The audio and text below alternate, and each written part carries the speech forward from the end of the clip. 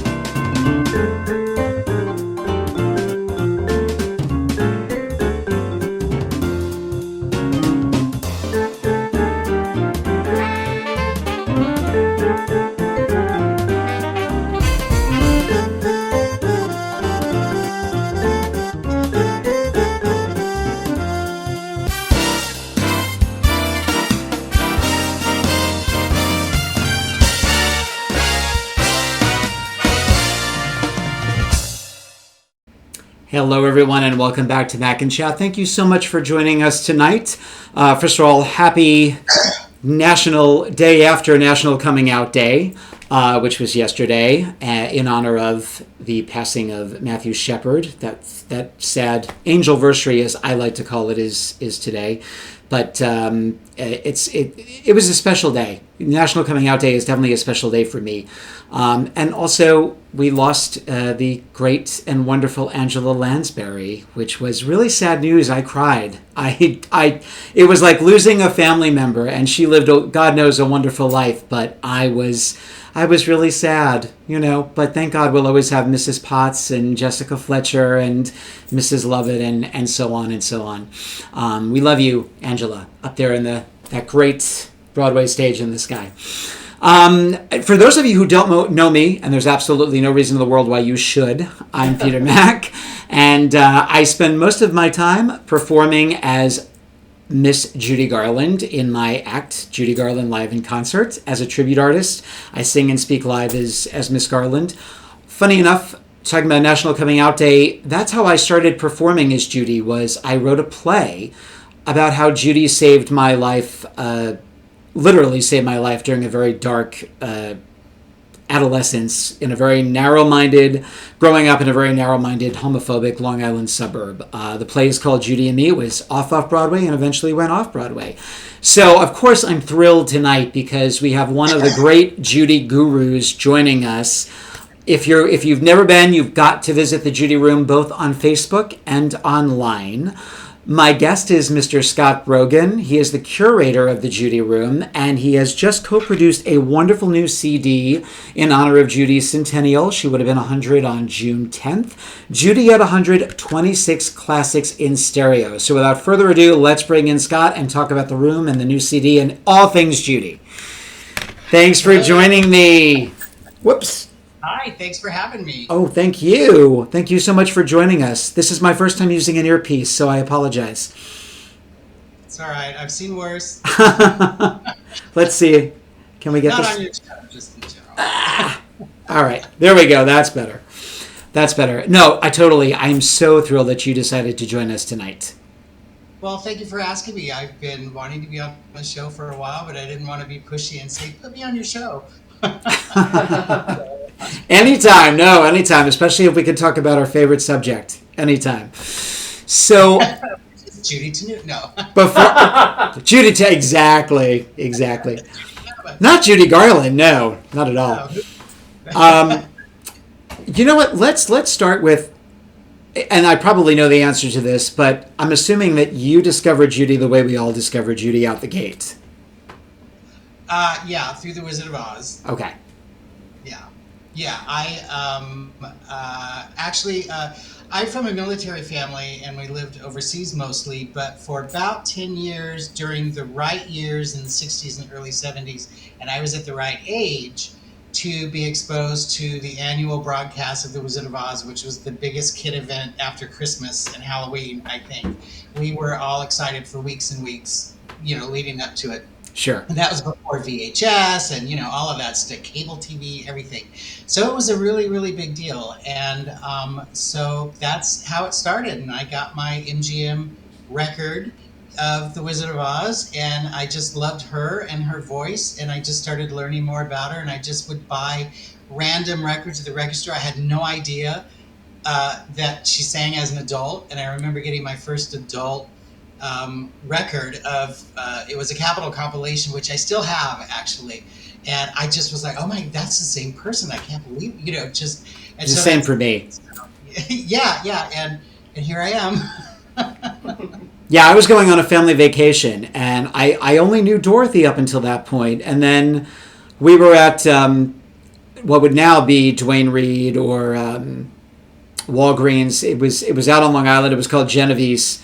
So we went there, and Mom said, go get some music to take on the trip with you. So I picked up a cassette that said Judy Garland Over the Rainbow, but I'm looking at the photo, and I'm like, well, that kind of looks like Dorothy. And I showed it to my mom, and she's like, oh my God, she did so much more than The Wizard of Oz. She made record albums, she had a television series, she played Carnegie Hall, and I was like, Dorothy made records, cool. So it pretty much started for me the same way. A fan was born. I made them listen to that tape all the way to Lancaster, Pennsylvania, and all the way back to New York, over and over and over again. I still remember when I first got the Carnegie Hall album. I mean, it blew me away. I was about, I don't know, I think I was about 13 or something, which was a long time ago. But not that long ago. Yeah, just a couple years ago. And oh my Lord, I still think about that excited feeling that I had. And I just, and that was right like a year or two before all the books started coming out, the Gerald Frank book and Ann Edwards and Christopher Finch and all of that. So I just started learning. I became fascinated with her life. Because the first biography I read of her was the Gerald Frank book. And I didn't know a lot of the movies because by that time we were overseas. We didn't get TV or anything. So I wasn't exposed to a lot of the movies on late night TV, and so I would just read about them. And I had a little mail order catalog that I would order all of the MGM musicals on LP, all of those glorious MGM musicals series, all of those. That was my exposure to her MGM years and everything. And back then there wasn't a lot about her concert years at the time. It was easily accessible. So I kind of gravitated towards the movies, and my mom and dad were from a small Midwestern town, and they grew up in the 40s, and that was the height of everybody went to the movies 2 or 3 times a week because that's all you had. And even their little town had 2 movie theaters. And my mom loved musicals, and my dad loved Westerns. And of course, we all know what I gravitated to. Of course. They're okay. The Harvey Girls is a Western. So there we go. But speaking of which, I did want to say that I, too, was very saddened by the death of Angela Lansbury. I mean, we all knew it was coming. We all knew that she was up there in age and just, a trooper to the very end. But it really did feel like a family member leaving. Yeah. It really did. I think that we all loved her in one way or the other, whether it was through her early movies, Gaslight and Picture of Dorian Gray and all of those, or Mrs. Lovett. Bedknobs and Broomsticks. Bedknobs. That was my introduction to her, was when that came out, because we were stateside, and of course I got the record as well. I always got records, and the soundtrack, and I didn't know who she was, and then later on I saw her in Death on the Nile and then the Harvey Girls and all of that. So yeah, she was just one of the last of the great ladies, I think. Yeah, and she pretty much always had really nice things to say about Judy. She never badmouthed her, and even though she got all that hate mail for being mean to her. I love that she joked about that. That people, I mean, can you imagine if they had social media back then? the abuse that she would have gotten for being mean to poor little Judy Garland. I was watching an interview with Pat Carroll. I forgot that she was on an episode of the Mary Tyler Moore Show, and she plays like a mean nurse or a mean something in the hospital, and she just said she was inundated with all of these letters. How dare you be mean to Mary? And she's like, it was just the lines. It wasn't me. It's America's sweetheart. Yeah, exactly. Yeah, I know. It's God rest her soul, but what an amazing legacy she left. Yeah, yeah. Especially like Murder, She Wrote. That was a Sunday night staple in our house. You did not go out. Well, and she was just so accessible in that. It's like she was someone that you knew. She came across as someone that you could just sit and talk to and have coffee with and everything, and just not, she didn't come off as this grande dame, I think it's 6-time Tony winner and all of that. I just, she was a great lady. Yeah. She really was. Yeah. So now what was, hang on the CD for a second. How did the Judy Room come about? Because for those of you who are watching, if you've never been to the Judy Room, go. There's the public group and there's the private group. And then you can also go to it online, Judy Garland News. There's two. There's Judy Garland, thejudyroom.com. Right. Which is the main website, which I always tell people to go because it has a lot of little features and things that aren't on Facebook or anything, because it's a website, so I can do a lot more with it. So I have a lot of audio and video and more information about the filmography and all of that. And so I always tell people to go there. And there's also judygarlandnews.com, which is the blog, which has which I put just updates if a new CD or something's coming out. I'll promote it there, and it also has the On This Day series that took me a whole year to. Oh, there we go. Yeah, look on the screen. Ta-da! The magic of the internet. Yes. But anyway, the On This Day has an entry for every day of the year, and it has what she was doing throughout the years on that particular day.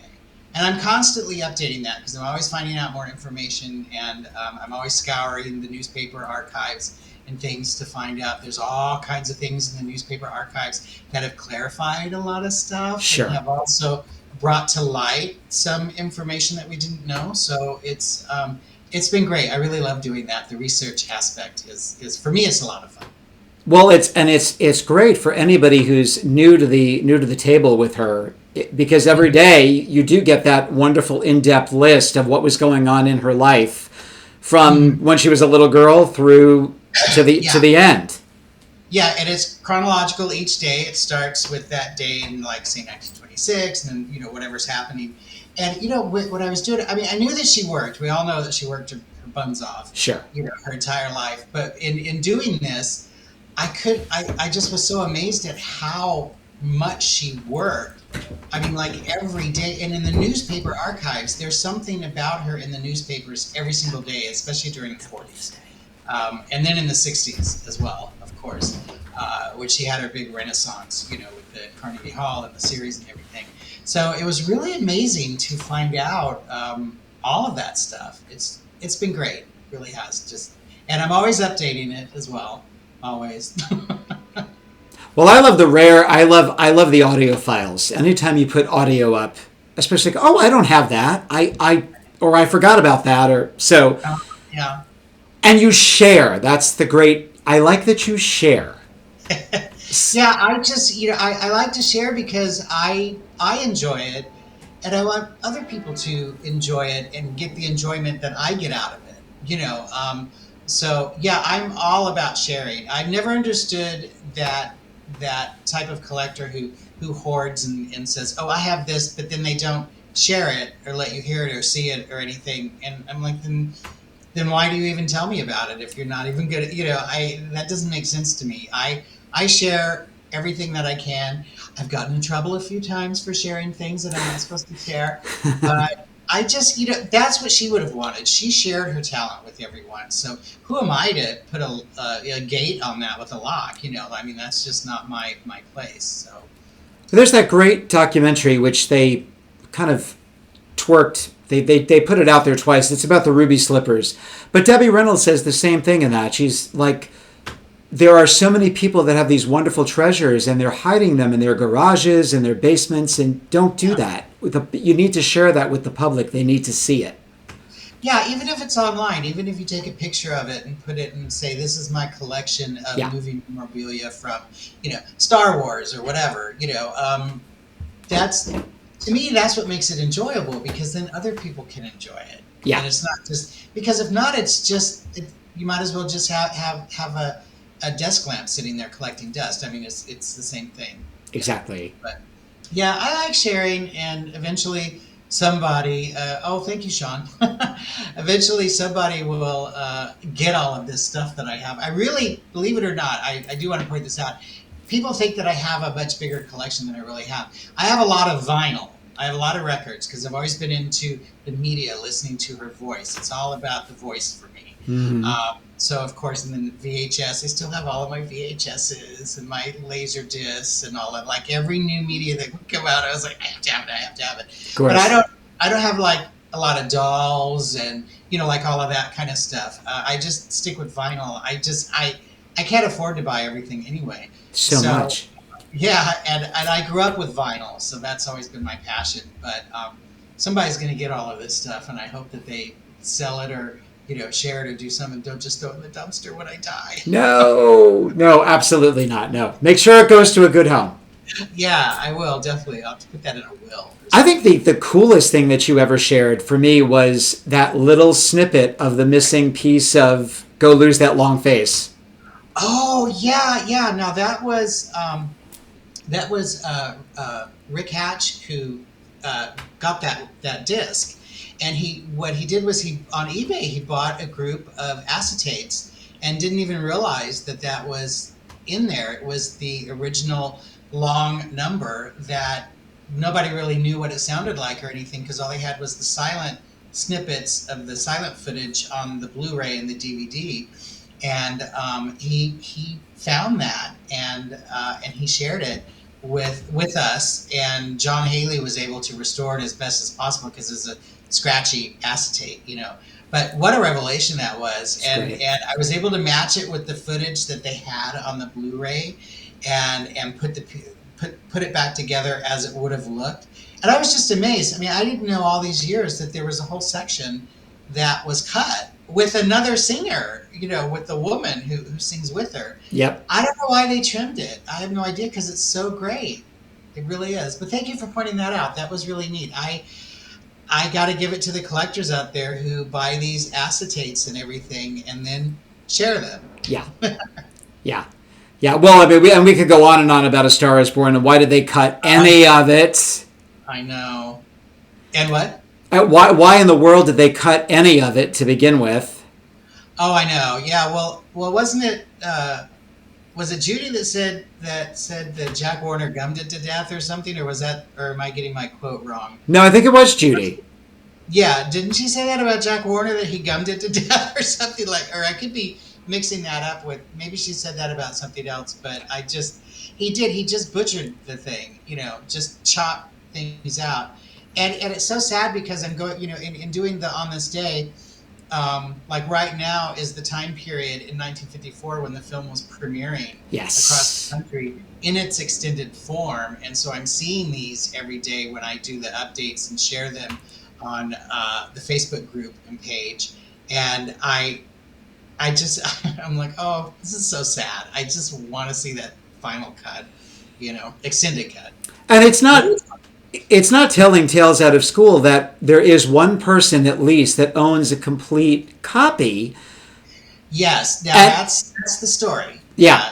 That's I talked to a guy. This was back in 2010 when they first came out with the Blu-ray, and TCM did their very first film festival, and they did the restored A Star Is Born as their big film. And this guy who wanted to remain anonymous, and I respect that. And he's the owner of a very popular like collectors website / forum, discussion forum. And he called me. He didn't even want to put anything in email or anything. And he called me and he said, because I posted about what I had been told about this person who allegedly has, all of the scenes and everything, has had it for decades. I mean, this guy has got to be up there in age by now. But anyway, he said, he warned me. He said, you really don't say anything else about that, because Warner Brothers has been working with this guy and they're afraid that he's going to get cold feet, and they've been trying. And I put two and two together because I thought, that makes sense, because they announced about almost 2 years prior that they were doing the very first 6K restoration of a film that they were going, that Warner Brothers was doing, and it was A Star Is Born. And then they started touting that it was going to be premiered at the very first TCM Film Festival and all of that. And then you didn't hear anything for a while, like nothing. And then right before the film festival happened, they announced the Blu-ray and everything. And when you look at at the restoration, you can see all of the film looks amazing, except for the stills part still look like they did in 1983. They didn't upgrade those, they didn't update them, they didn't do any kind of new fancy stuff or anything. And I think that they were thinking they could get those bits to restore and put in there. And at the last minute, they finally said, we have the film festival coming up and we have to get this Blu-ray out, or else we're going to start being in the red on our yearly report. It's all about money. Of course. And I think that's what happened. I think that they just could not get the footage that they thought they could. And that's why when you watch it, you'll see that that stills part is a little jarring, because it's very 80s looking. Nothing wrong with that. Haver did a fabulous job. Sure. But they could have updated that if they had the time. But I don't think they did. I think they were like, okay, we just can't get this footage, so we're just going to have to go with that and put it out there. So that's my theory. I don't know if it's true or not. I just say, give him whatever if it's a he, give him whatever he wants. Mm-hmm. Yeah. I heard all kinds of things, like, that he wanted a credit and he wanted this much money. I don't give it to him. Let him have it. Yeah. I mean, I think that he or she is afraid of legal consequences because they've had something that belonged to Warner Brothers. But I thought, well, if that's the case, then they would have gotten it long before now, because they just would have sent the cops over and gotten it. So I don't know. There's some sort of weird thing going on behind the scenes that I have no idea. But apparently this person has it, and he's had it for a long time. So he's got to be getting up there in age, talking about willing things to people, and it doesn't end up in the dumpster. Of course not. No. Oh my God. And we're 2024. That'll be what, the 70th anniversary? Yeah. Yeah. I'm terrible at math. Yeah. So yeah, come on, get it out there. Let's get it. First of all, they're going to make their money back over. Oh yeah. Well, and it's ready for a 4K. I'm waiting for the 4K disc of it. So yeah, that would be great. And Meet Me in St. Louis and Easter Parade. I want everything on 4K now. Yeah, I think we all agree. We all agree on that. Now, I am the target audience with the media. I will buy this movie over and over again. Every upgrade. I'm terrible. No, we're the same way. I have to have every version that comes out. It's crazy. Yeah. Let me jump in. Let me jump in for a moment. My husband weighing in here. Oh, there he is. Not only does Peter have to have every thing that comes out in terms of title, but he actually has to have every cover if it comes out in a different country with a different image. So I'm a completist. You have to be. Yeah, I'm the same way. You and I would be two peas in a pod at any record store or video store, if there's any out there anymore. Yeah. Oh yeah. We would not be good for each other together like that, because we would enable each other. Totally get into trouble. Let's do it. Let's do it sometime. We would be like a gambler in Vegas. Bet the farm. Oh. The UK version, the Japanese version. It's fun. Don't get me started on that, but that's the way I am with vinyl. Yeah, I still have several things that I'm still on the hunt for, and I will find them eventually. And it's great. Yes, I will pay. Even if I have to eat beanie weenies for a month, I don't care. I'm with you. I'm totally with you. Cornflakes will do. There we go. So, how did the new beautiful CD come out? I was listening to this again this afternoon. Guys, if you don't have it and you're a Judy fan, get it now. It's or marvelous, as Judy would say. Marvelous. Yeah. You know better than I do. But, Singing in the Rain. Singing in the Rain and By Myself, the versions, well, there's only one Singing in the Rain with Judy, but I love the swing version of By Myself. We just put it in the act this past winter, as well as Singing in the Rain, so I was thrilled that they were on here. And they sound wonderful. Well, Singing in the Rain, it's funny you mentioned that, because that was one of the tracks that the engineers had the hardest time with. Really? A really hard time, because the MGM pre-recording is not the best. Even for MGM, it's not the best audio. It's just, it's very up and down with all of these recordings as far as, sound quality and everything. But we chose that By Myself just for that reason, because nobody ever picks that version. Yeah. Or anything. And we just thought it would be kind of fun to have that in there instead, because we knew fans would like it for that reason. So, yeah. Well, you asked about how it came about. And yes. Actually what happened was, it was about a year and a half ago, Larry Schulman contacted the CD producer at Hit Parade Records, and he was the driving force behind it. He was the one that got it all going, he asked me to come on board to help out with song selection and photos and stuff like that, and look over the liner notes and things like that. And so I started off as just kind of like a helper. And unfortunately, Larry had to drop out. And because Hit Parade hadn't ever done a Judy CD, and they really didn't know the Judy, like what to do, like what songs to pick and all of that, I stepped in because I didn't want the project to die, because I had already heard a couple of samples of what the audio engineers were doing.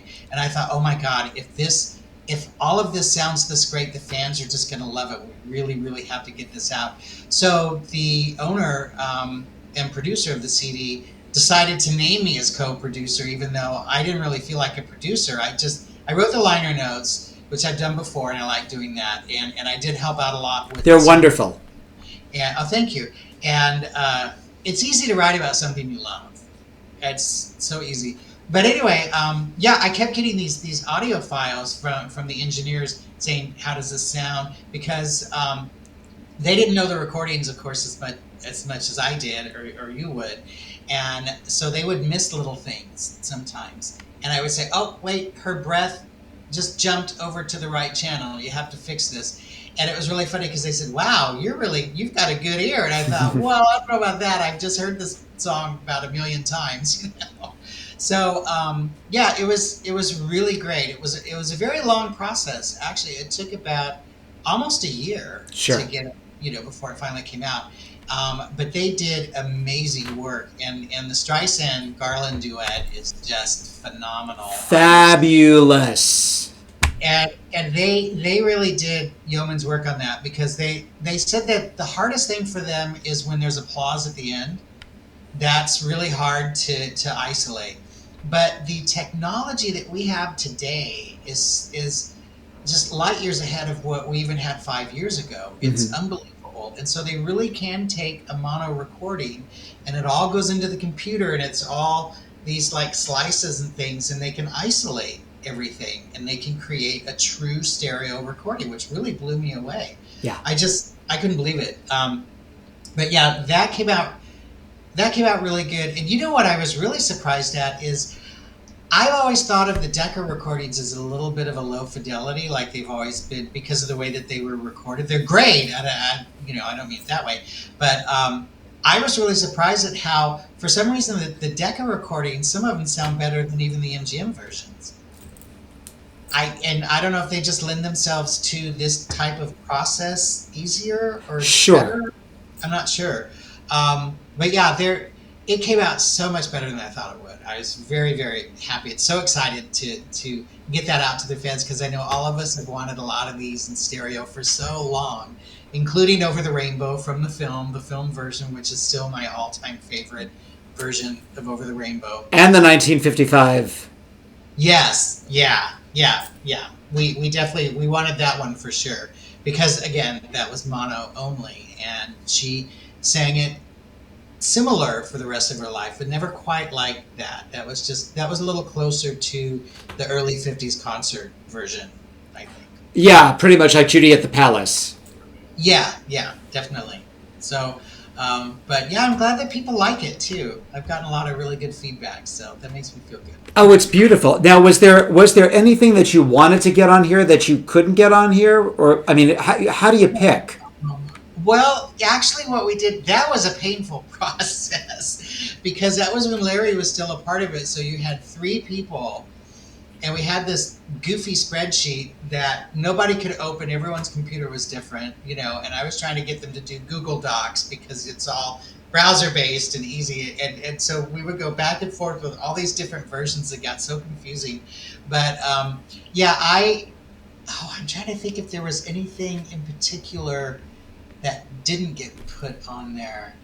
Not really. I mean, there were some choices that that the other guys had that I kind of raised my eyebrow, and I was like, I don't know if that's a really good choice for a compilation like this. But yeah, that was, we went back and forth, and the producer from the label, he was trying to look at things as, well, how many YouTube hits does it have? Likes does the song have? And I said, well, you can't really go by that because there are so many different versions of this song. Of course. Concert and movie and Decca and blah, blah, blah. And it's really a shot in the dark as far as what you're going to get on YouTube. People post things all the time. So unless you look at every single, like say the Decca version of Atchison, Topeka, and the Santa Fe, if you go on to YouTube, you're going to find a gazillion videos of that because it's in the public domain, I think, in most places. And, so I kept telling him, I was like, don't stress about that. We know what the fans are going to like, but he wanted it to be for the fans, but also for the general public. So we had to keep that in mind. So we couldn't put some of the more rare things that we kind of wanted to. We tried to keep it at the big hits, and then a few fun things, and then, like you said, the By Myself and all of those. So. What's also nice is you get the evolution of her voice, because the Judy Garland of 1939 is not the Judy Garland of 1944. The Judy Garland of 19 is not, and so on and so on and so on, and her voice was constantly evolving. I mean, the great myth that she lost her voice is absurd and ridiculous, and I don't go. Her voice was just maturing. That's all that was happening. To it. And she gave it a workout all the time. So there were times when she was a little froggy, but she still sounded great. It wasn't. I don't mean bad froggy. I just mean she was a little froggy because she was using her instrument so much. Exactly. But I like how it was the producer of the CD who came up with the running order, because he didn't want to go strictly chronological. He wanted to try to make a flow, and so we had the the pre-1950 stuff at the beginning and post-1950 at the end. Sure. And it's not strictly chronological, but it flows better, I think. And I think it's good to have a different set of eyes or ears on something who's not as tied to it as we are, because we're like super big fans and so into it. We know every little tiny little nuance, and we want everything to be, well, no, she recorded this before she recorded that, that sort of thing. Whereas, the general public isn't going to care about that. People who pick up the CD and see it, they're not going to care about that. If it flows well, they're going to enjoy it, and that's the main thing, that people enjoy it. Oh, well, mission accomplished there. It's funny when you mentioned Get Happy, Happy Days, because I was listening to that again this afternoon. It's fantastic. I couldn't believe how well they did with the TV series and stuff. I wasn't sure how that was going to come out, and I had to send that one back several times to the engineers, because every once in a while, all of a sudden, the last note of Barbra popped over to this channel, or the last note of Judy popped over to the other channel, and I had to tell them, oh no, wait, there's just that one little word, one little note that popped over, and I said, trust me, the fans are going to hear it. If I can hear it, they're going to hear it. Sure. You know?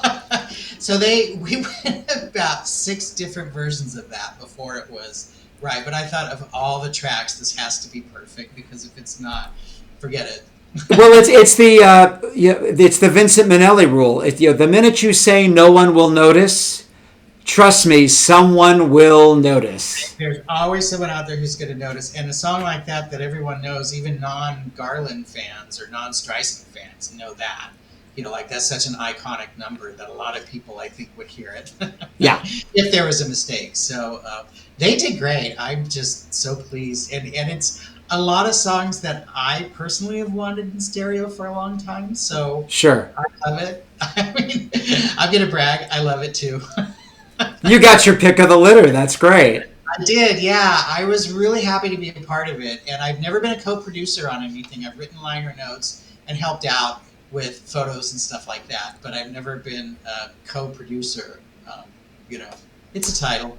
Well, it's a good title. You worked on Swan Songs, which is another one of my favorite compilations. Yes, yeah. I wasn't a producer on that, though. Right. I helped out with that. Yeah, that's another good one. That was really more Larry Shulman and John Haley were really the driving forces behind that. And they did great work, because those recordings, I'm not as well versed in. Like, I always have to look everything up with those, the dates and stuff. I don't know that time period of her life as well. People think I know everything, and I don't. I don't think anybody does. No. Because I'm still learning. I'm always learning stuff, and I'm standing on the backs of all the other people who did books and articles and liner notes and things like that in the past. So I'm always learning things. But her later years, because I didn't grow up with that as much, because in my era, so to speak, now I do sound old.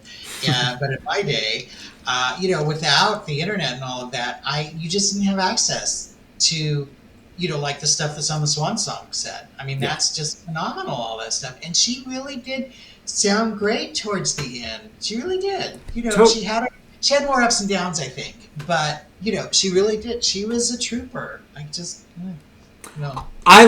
what I love about Swan Songs, is that it proves, with it beyond a shadow of a doubt, that she never lost her magic. She didn't lose her voice. Yes, there are times that it sounds a little rougher, maybe a little grittier, but the Garland magic was always... Well, that's why Copenhagen. I mean, that's the last of the bunch. And other than for ardent Garland fans, the only time she seems to go off is when she's singing Chicago. It's like for 2 minutes, she's not quite sure of the melody line, but she gets it back. But other than that, it's great. Well, I think that the magic that she had was, she was such a natural performer, and it was just a part of the fiber of her body, for lack of a better term. And she grew up on the stage in a time when you had to be good. You had to get that voice across the stage, because you didn't have a little microphone or anything. And and she did. She had the chops, and she had the kind of talent that learned and absorbed from everyone around her, and was able to. I think that she naturally was able to take the best of everyone she worked with, and that only enhanced her. And I think that that's what made her such an amazing entertainer, because even if her voice at the end or whenever was a little hoarse or froggy, she still performed and got it across and made you feel what she wanted you to feel anyway. And not a lot of performers can do that. If they start losing their voice or something, they just can't deal with it. But she just was that kind of rare, naturally gifted person. Yeah. I don't know how else to say it. Well, she always told this. She always told the story. Mm-hmm. Yeah, and she made you feel the song. Yeah. I mean, there are some people who have technically better voices than she did. Mm-hmm. But they don't. They might sing technically perfect, but you don't really feel it. You don't feel it, exactly. And that's where, I mean, on my YouTube channel, the Judy Room videos. Check it out. Check it out. The one video that gets probably the most comments is the TV version of Old Man River. Yeah. People are just blown away, and the comments from people are, "Oh my God, I can't believe that she just bared her soul. I can't believe anybody can sing like this. I can't believe that I've never heard a woman sing this song, and she's just even better than any man I've ever heard." Just all of this stuff, and I think, well, that's because she performs. She just gets into it, and I think that was her zone. I think that, just like just like in A Star Is Born, when she says that she's the happiest when she's performing. Yeah. I think that was the truth. I think she was the happiest on stage. That was her safe place, or safe space, I guess they call it now. Her safe space. Like, she knew she could do no wrong. Yeah. And even when she was wrong, she was still better than everyone anyway. Well, it's the great George Jessel quote. The Judy, you're like sex. Even when you're bad, you're not so bad. Yeah. Well, didn't he say? He changed it off and on over the years, but he would say, even if I renamed her, Tel Aviv Undershirt, she still would have been a big star. That's right. I love that. It's like he had it, on the nose. It's funny you mentioned that. John and I were watching his T for Two segment the other night on YouTube. Because I was brushing up on anecdotes, and John's listening to me. He's like, what's this about Judith Anderson? I'm like, I think he put that in his head, and Judy just let him go with it. She was being polite. Okay, he wants to say he named me after Judith Anderson. I really took it from the Hoagie Carmichael song, but we'll let him have it his way. That's another thing, is she wasn't afraid to let the other people shine who were with her. She wasn't a scene stealer in that respect. I mean, she naturally stole scenes anyway, because you couldn't help but watch her. Yeah. And be attracted to her as a performer. But she let other people shine. And when you hear her sing, a lot of times duets with people, she'll take the melody because she knows that that's harder. Than is that right? The melody? Yeah. The melody line versus the now I Reversed. She takes the harmony line. She takes the harmony line. Harmony. Harmony line. Obviously, I'm not a singer, so nobody's paying to hear me sing anytime soon. But the harmony line. Yeah. She takes the harmony because that's the harder for people, and she can do it, and she lets them. She does that with Gene Kelly on From You, My Gal. When they're singing together. And they sound great, But she was very, very giving. And she'd let people say things and do things. Almost kind of, I think, sometimes to her detriment, because I think that she was such a good person, inherently a good person, and so trusting. And I think that sometimes, people, those of us who are very trusting and very, very feeling, and she had such great feeling. I think that that's why she got hurt as much as she did, just because she just was such a good person. I've always said that, when people ask me, what do you think it was that was her downfall? And I say it was not the pills. It wasn't it. Her biggest flaw was that she trusted all the wrong people. Yeah. Well, I think it was June Allison in one of the interviews. She said that, as brilliant as Judy was on everything else, she had the worst taste in men. Like, that's right. Wrong, the wrong people around her, the wrong people managing her money. I mean, you figure she was making, oh gosh, what was it in the late 40s when they renegotiated her contract, and she was making like $4,000 a week in 1940s money. Right. I mean, that's ridiculous. And yet she didn't have any money in the last few years, and Louis B. Mayer helped pay some of her medical bills. Yeah. I mean, you just wonder, where did all of that go? Yeah. It just drives me. But she was.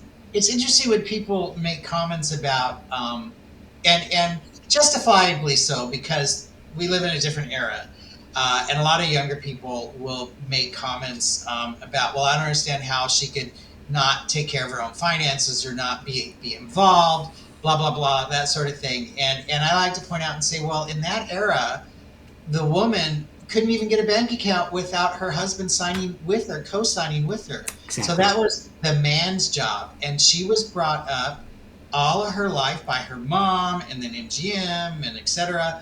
to just go out there and make the money, and they'll take care of it. She was the breadwinner, of course, but that was her job, and she never even thought to get involved in it, because I don't think she was being neglectful or irresponsible. I think that was just something that she was just conditioned growing up not to worry about. That's not your job. That's not your, women don't think about such matters. That's for the man of the house, that sort of thing. It was a completely different era. Nowadays, people are a lot more involved. I mean, when I was doing Liza Minnelli's website, she signed the checks. It has her, the first one I got, I wanted to keep. I want to frame this. And my husband, Doug, goes, "No, cash it. We need the money." I was like, so of course I took a picture of it. Of course. But I was like, oh my God, it's my first check from Liza Minnelli, and she signed it. Her whole name, not just Love Liza or anything like that. So yeah. But I think Liza was a little more involved in her finances than her mom was, even though Liza still had issues too. Yeah. It's hard. I think it's hard when someone is a performer like that. It's just like a lot of people are really great with art, but not with science or math. Like I tell people, I'm great with art, visuals, and I tell people I'm PowerPoint, not Excel. Like I've just never been a numbers person. I've always hated math. I'm so glad that we have little calculators and things on our phones now in our hand. You and me both. Easier, because they kept saying you're going to need this when you get older, and but I think it's enough that they're an amazing performer and they're out there singing and dancing. You want them to do the books too? I mean, come on. It's just, you can't do everything, and you can't be great at everything either. No, absolutely not. I mean, it's funny when I look at some of her, not contemporaries, but her peers. I look at Katharine Hepburn and Bette Davis. They also had different upbringings than she did. They didn't, I mean, I know Betty kind of had a stage mother, but she wasn't quite like Ethel was by any means. Yeah. And Katharine Hepburn tells a story about how when she first got out there, she got a call from her dad, and he's like, "So how's your money?" And she's like, "Well, what money?" He's like, "The money you made." And she's like, "Well, I spent it all." She's like, "Okay, new rules. You send me the paycheck. I'm going to divvy it up so you have money to live off of." And he did that up until like 1967 or 66. Katharine Hepburn took care of all. I know that. Yeah. Huh. Because she always talked about having that strong, Eastern Seaboard upbringing and everything, that's what made her such a strong person. So I just assumed that's what it was. Because she just was the same way. She was from the East Coast, that, what do they call it? That Eastern Seaboard something or other upbringing, where it's the stern, strong, puritanical kind of sort of like, you're on the windy beach and you have to, trudge ahead kind of thing, that sort of image. But yeah, Judy had a unique upbringing for a star of her stature, because she did start, as we all know, at 2.5. But I think that her vaudeville upbringing was invaluable to her in the formation of her talent and how great she was. And I think that's why you'll never see another one like her, because we don't have vaudeville anymore. So, which is a shame, because the vaudeville and nightclubs. I mean, I was watching interviews with Doris Day and Rosemary Clooney, and they're saying, there's no place for you. There's no place for you to go and fail anymore.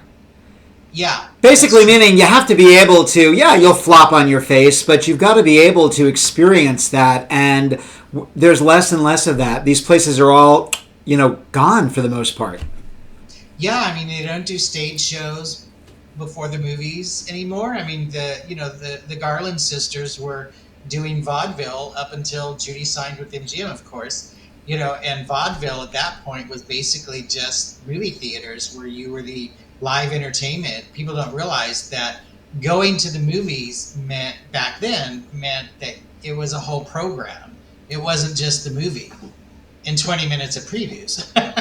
20 minutes of previews. It's crazy. It's absolutely... It was a whole thing. You had the newsreels and the cartoons, and you had the stage act and all of that. I mean, it was a whole big event because you didn't have TV or, of course, the internet or anything like that. So plus you've got, I'm sorry, you've got Judy, promoting The Wizard of Oz, performing, doing what, like 9 shows a day with Mickey Rooney, plugging her own movie with a live act. Right. Yeah. Yeah. I mean, you just don't see that. Now they make a movie and they go to the premiere and everything, and they go on all the talk show circuits, and that's how they get the word out as well. And that's it. But yeah, they rarely ever. I don't think anybody does anything like that. Do No. they? No. Not that I'm aware of. No, absolutely not. I wish they would. It would be fun. I'd go. It would be really fun if some like theater did that, where they did like an old fashioned program and had like a little stage act. That's one thing. When I lived in San Francisco, Mark Hustis and his events were fantastic. They were at the Castro Theater, which is this huge old time movie theater built in the early 20s. Janet Gaynor was one of the first usherettes there because she's from that area before she was a star. But he would do these big events centered around a movie, and he would have someone involved in the movie, hopefully the star of the movie or one of the stars of the movie. And so there was like a bit of a stage act beforehand, and then they would bring the star out or the celebrity or whoever and do an interview and then show the film. So it was a big event similar to that, and it's so much fun. It's just great. And Sure. He got everybody. He got Debbie Reynolds and Kim Novak and just all these great people to get interviewed and take pictures and stuff. And you got to meet him and all of that. It was really great. But they did that. They did like the little stage show beforehand. Sure. It was an event. It was a big deal. It wasn't just like, I mean, I can pop a disc in and watch a movie any old time now, or streaming, or Netflix or whatever. But those events are just few and far between. Sad. I'm wondering if this is something you've ever had interest in. I talked to Steve Sander about it almost just before he passed away. For those of you who don't know who he is, he wrote Rainbow's End, which is one of the best books about... Yeah, because it chronicles basically her television series, and it's... One of the things I said to Steve about that book when we first started chatting, I said, thank you for writing such a positive book. And he said, when I did it, it started out, it was going to be like an 8 or 10 page article, and I soon realized that this was a book, so I took a year and a half off to do the research. He said, but I made myself a promise. Whatever I found out about her, I was going to write about, good, bad, or indifferent. I wasn't going to sugarcoat, nor was I going to go in the other direction. And, tabloid. And he said the more I learned about her, especially with the series, I grew to love and respect her more and more because she wanted it to work so much. And it's just sad that all the wrong people were around her. Jim Aubrey, Hunt Stromberg. She wanted that show to work and did everything they threw at her. So, he said, on the one hand, I don't believe in canonizing her, but End of the Rainbow had just come out on Broadway, and he said she doesn't deserve that either. So, yeah, let's not go there. Yeah, let's not go there. I haven't seen the show. I've just seen clips of it, and that's enough. Yeah. Steve read the script, and he said, I read that script about 6 times and said, this is about someone. It's not about Judy Garland, but it's about someone. That was... Well, didn't the author of it originally write it about... Wasn't it originally about a gay man? It was about a cruise ship singer, male. That's it, yeah. I wasn't sure I had that right. Yeah, and of course nobody cared about it. And of course you put Judy Garland in the name, and everybody cares. Yeah, well, his exact words, Scott, were someone said, Judy Garland was a drunk. Just make it about her. Ugh. See, that pisses me off. See, I hate that when people say that about any performer. Yeah. Of her caliber. I mean, like Whitney Houston. It was so tragic what happened to her in those last few years, and she just was getting bad advice and had a terrible time. But what an amazing talent! And for people to just say, "Well, she was a druggie and she died," so who cares? No, it's unfortunate that something like that happened to any great talent. Yeah. No matter what. I mean, she made a lot of bad choices. Whitney Houston did. And I do think it's sad that even in this day and age, with everything we know about addiction and everything that we didn't know when Judy was around, that still happens. And I think it's just a bad environment that they're living in for one reason or another. Yeah. Yeah. I mean, oh, shoot, just flew out of my head. Steve made a point about that, that if she could have just gotten into the early 70s where you had That's Entertainment and the renaissance of the nostalgia and the Betty Ford era, we both agreed she might have come out the other end of it all. She could have, yeah. I think if they had gotten to her in those last couple of years, someone had gotten her. I mean, I know apparently in that last year, her body really was just starting to fail. Yeah. And I think that she was beyond help at that point. I think that it was just inevitable in the next year or so that she was probably going to die, unfortunately. But I think if we had just had that knowledge and not the whole hush, hush, hush about prescription addictions and everything, that was so hush, hush. And which to us now these days, we're like, that doesn't even make sense. Why did people even think that way? And it's like, well, yeah, people didn't even talk about gay people back then. It was always whispered, Yeah, you didn't, like cancer, even cancer you didn't say out loud. Yeah, she's got cancer. The stereotype. The stigma, all of the stigma, yeah. Yeah, he's gay, kind of thing. But yeah, it's a shame. I mean, but she left us so many amazing performances and so many things that were recorded, and we're still finding little recordings here and there and everything. So it's just hold that thought. So what I was getting at was there's so much from the television series, in particular stuff that she did pre-records of. Yes. Early on in the series, and I know I believe most of those are in mono, and I'm like, well, why can't we have those put out there? I'd like to see those. I mean, I know there's not that many of them, but Steve actually owned in a shoebox her pre-record for, which I love, the Get Happy from the Andy Williams Show. Oh, right, yeah. So I'd love to see all of that stuff get put out there and put into stereo and be remastered, because I think those recordings are wonderful. That would be wonderful. After we did the CD, there's not a follow-up. There's no plans that I know of for a follow-up. People have asked. And, but I think if one were done, I would like it to be one of two things.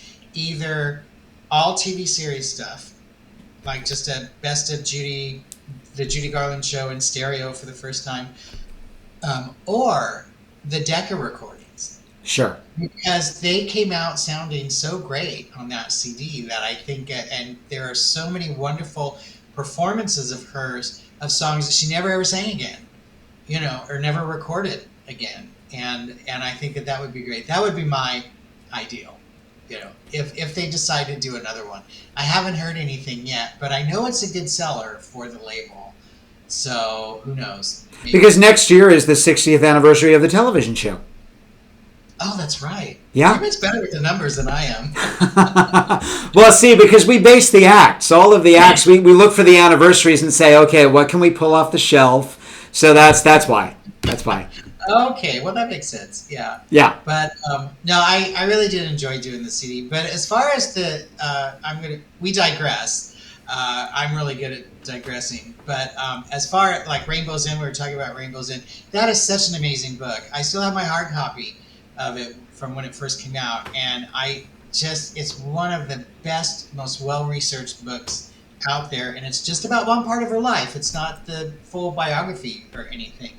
And I think that's part of why it's so great too, is because he was able to just focus on that time period. And it's Eileen, I'm as old as Judy's show. I'm a couple years older. The sad part is that, and this was one of the last conversations, John, that I had with Steve. He said they want me to do a new version of it. They said, do you have new material? And he said, yes, I do have new material. Plus, they said, what about more photographs or color photographs? He said, yes, I have them. So they were going to re-release the book, and he had new information to put in there about the series, plus new photos that had never been seen before. That would have been great. Yeah. And maybe they could have put a little CD with it or something too. Absolutely. Absolutely. People do CDs anymore. Maybe they could do a download link as well. But he was tickled pink that they put the book inside the one trunk. Yeah, that was great. Yeah. That was great because I bet that got the book to a whole nother audience. Absolutely. So I was very happy about that. I thought, well, of course they would put the book with the DVDs, which I would love those on Blu-ray or 4K. Wouldn't that be great? With the commentaries, because the commentaries are fabulous. Yes, with the commentaries and all of the outtakes and everything, nothing trim or anything like that. That would be really great. Oh, kind of sort of on the same, because I was thinking about this when I was listening today into Atchison Topeka. Now, she sings Atchison Topeka on the television series. Allegedly, is it 1961, 62 Capitol that she recorded with Mort Lindsay, but they've never been able to find it? No, that's the 1955, the Miss Show Business. Okay. She recorded it for Capitol originally for the Miss Show Business, and it was given a matrix number, I think. I'd have to look at thejudyroom.com. Go there. And I know I go to my own website when I'm looking for dates and stuff. Of course. Or matrix numbers or something. But it's a lost recording. Yeah. There's also, I'm forgetting the name of it because I'm on the spot being on the show. But there's also allegedly she did a pre-recording of a song at MGM around 1937, I think it was. And it's listed, but it doesn't exist. There's no tape or audio or anything of it, but it is listed apparently on a Daily Music Report. Not one of them that I have because I have the whole collection that I got at Liza's auction. I was so excited, but yeah, that's another like oddball kind of thing that's just never ever been found. Yeah. Well, there's so many things that we want to pop up. Like, I still hold out hope that the jitterbug is sitting in someone's basement somewhere, and the Thorpe footage and... The what footage? The Richard Thorpe footage, the first 2 weeks. Oh, yeah. I know. They must have just really trashed that, I guess, when they got the dailies or something. I don't know. They weren't happy with it, but then you don't know, like, who absconded with it. Right. And MGM was really good about saving stuff. They were almost sort of anal retentive, for lack of a better term, on saving stuff. And that's why we have all of those amazing pre-recordings, sessions and everything. And it's a shame that, and they saved all those scripts and everything, which of course were destroyed when they did the big MGM auction in 1970, that whole travesty.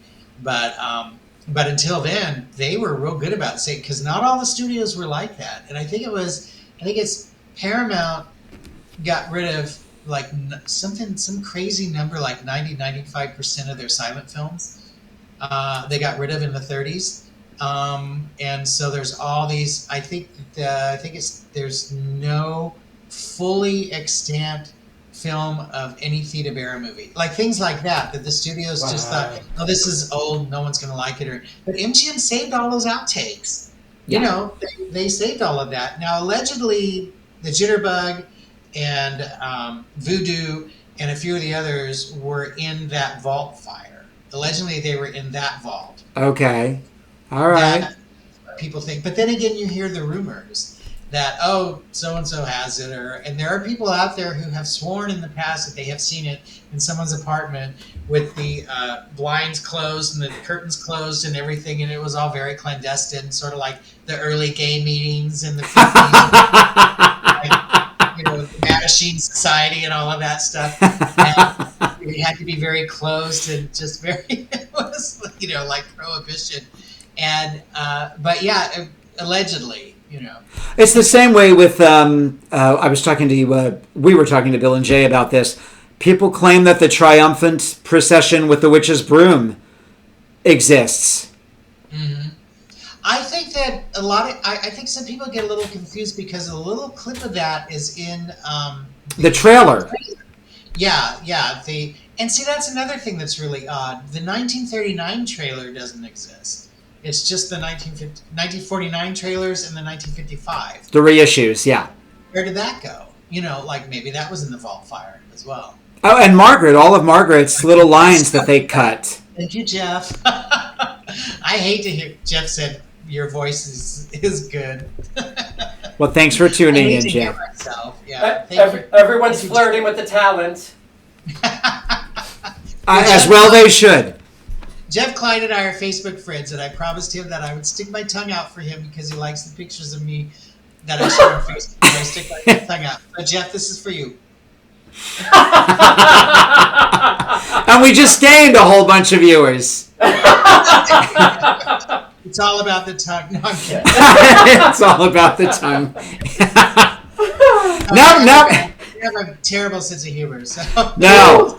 Now, Judy would make some kind of joke about Lana Turner there. Oh, there we go. I love how she does that on Jack Parr. You have to be either, she just gets it across without being crass or anything. I love that. Can we take a quick question? Hang on, we got a question. Yes, questions, yeah. Because this always gets misconstrued. So take a look at this question. I have a question. This is from Mike Davenport. I heard an interview with Angela bemoaning Judy for her lateness, etc. on the Harvey Girls. Want to give the context? You go, Scott. Yeah, I remember seeing, I can't remember what interview it was. I don't know if it was for the Television Academy. She did a bunch of interviews for them about her career and everything. But she did mention that Judy was late a lot. It's with Robert Osborne. Was it the Robert Osborne? Okay. Yeah. Yeah, and she did talk about Judy being late. Yeah. I don't think she meant it to be a slam against Judy per se, because everyone at that time, especially at MGM, everyone in the studio knew what Judy was going through. It was like an open secret, for lack of a better term. So, and Angela did respect her and her talent, as all of the performers did. Anyone in show business respected Judy, at least for her talent. Sure. Even if they thought, oh, she's late all the time, she drives me crazy. But, when she gets there, she's great, Well, that's the point. She did say that. The point contextually is that when she does show up and when she gets on set, she gives it her all, and basically all is forgiven. So yeah, because she didn't need multiple takes. She could do everything on the first or second take. And Ann Miller talks about that in some of the interviews that she's done. And she said that it did take her. I remember the interview distinctly because she said once she got on the set, she knew what she was doing, so she really saved time because she did it, and she did it so quickly and in very few takes. And she said, but getting her in the makeup chair with her makeup and her hair and her body makeup, she said she was late, and she said that went against her with the studio. The studio hated her for being late all the time. But she said once she was there, she was great. So, MGM was a little weird sometimes, I think. Yeah. Well, and again, they were the ones who gave her the pills, and that's kind of what started the problem going there. So, I mean, wasn't all Judy's fault. My dad wants to give us the exact quote. Angela said, quote, once she got there, you forgave her for everything immediately. There you go. Yeah. Well, I think she was that kind of person, too. I think she had that kind of personality where people realized that she, like I said before, she was a good person. She wasn't trying to be a diva. She wasn't trying to be mean to everyone on the set or at the studio or whatever. I think that she was just such a good person. I think that's why she was forgiven so much. Yeah. But I really think that I was talking to somebody about this recently, about the MGM years and MGM and how so many people, thanks to the movie Judy, with who, have this with Squinty. I'm serious. I haven't seen that girl's eyes in 20 years. That's what I should say. I'd be a little catty. I'm sorry, but but anyway, a lot of people make all these horrible comments about Louis B. Mayer sexually abused her, and he was terrible, and he just did this and did that and everything. And that's not the way it was. Judy joked that he poked her, and said, "You should sing from here," or meaning her heart, and she joked about, "I'm glad he didn't think I should sing from some other part of my anatomy." But I think that she was I think she was embellishing like she always did. He probably did that once, and knowing her, it stuck in her head, because anytime somebody pokes you, you're going to remember it.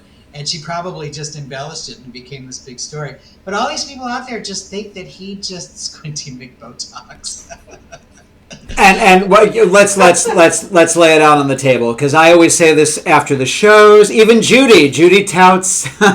Judy will make a little joke about Ms. Zellweger, and then she'll promote Life with Judy Garland, because if you're going to watch a movie about Judy Garland, that's the movie you want to watch. So good. Yeah. That's another one I want on Blu-ray and 4K and extras and the complete version and all of that. There's three scenes that were cut that they could do so much. Yeah. But MGM, it's really strange with MGM, because Louis B. Mayer came to her rescue in the late 40s when he was paying for some of her medical bills. And he allegedly said when she was being let go and she asked to be let go, but the writing was on the wall. I mean, I think that they were going to just can her eventually anyway, because of everything that was going on, because they just didn't understand. But he allegedly said to her, "If they do this to you, they'll do it to me." And of course they did. Yeah. That's in one of the books that I remember that distinctly.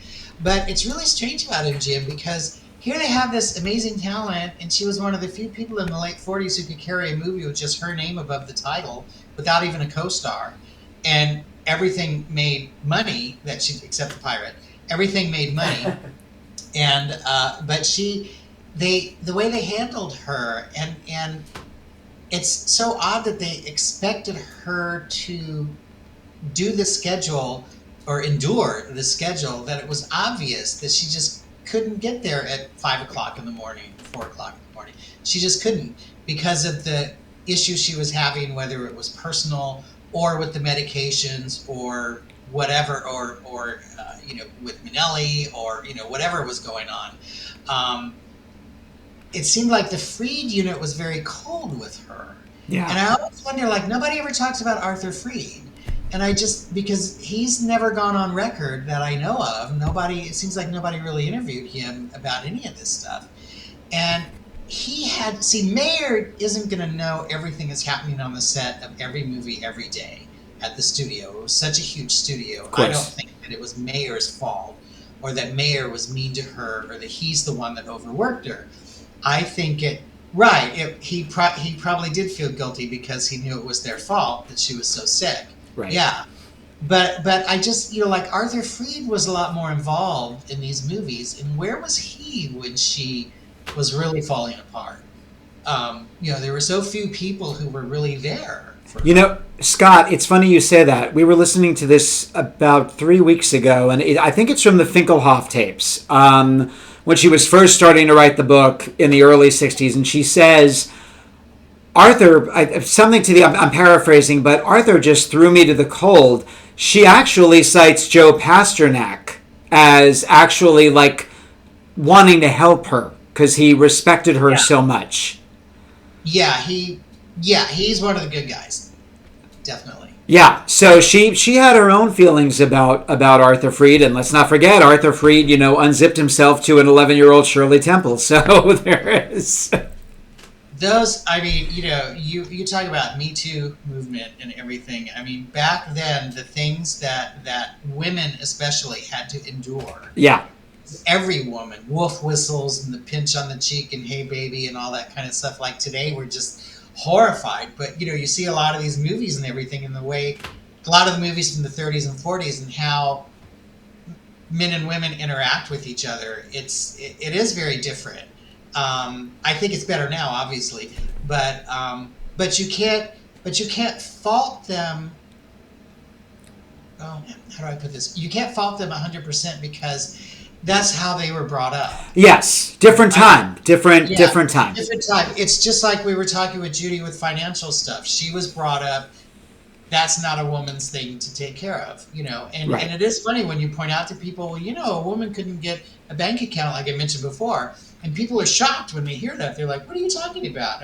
Yeah, a woman could not go and get a bank account on her own. They would ask for a cosigner, Yeah. a man to cosign, because you do just frivolous, little you just be cute, honey, and go that sort of thing. But anyway, yeah, the MGM years are fascinating to me because it wasn't all tragedy, and it wasn't all sadness and everything, and oh, how tragic that she was just chewed up and spit out. And yes, they did cause a lot of her problems, and of course she did become, I think, truly addicted in the mid to late 40s. Yeah. I think she was a habitual user, but I think real addiction didn't really set in until like the mid to late 40s.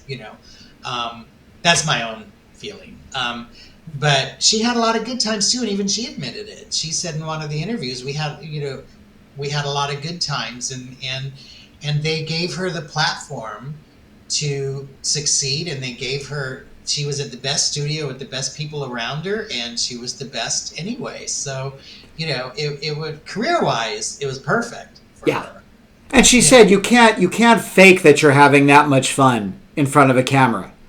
Right. As great as you are as an actress, and she could get out there and perform in spite of, being in divorce court 2 hours earlier or something, or fighting with Sid about something. But the MGM years are not as tragic as a lot of people. I hate it when people make it very black and white. Like they'll just make one-liner comments. Oh, she was screwed over by MGM, and they just chewed her up and spit her out. And that's it. That's all they'll comment. I'm like, well, thank you for that. You got to go more. You got to dig deeper. Yeah. It's like, okay, thank you for saying that, because anybody could say that. Yeah. It's not that black and white. And it was a mutual parting of ways. That's how I've always been led to believe it. But her fan mail was like at its highest when she did. Well, because Summer Stock. Yeah. Yeah.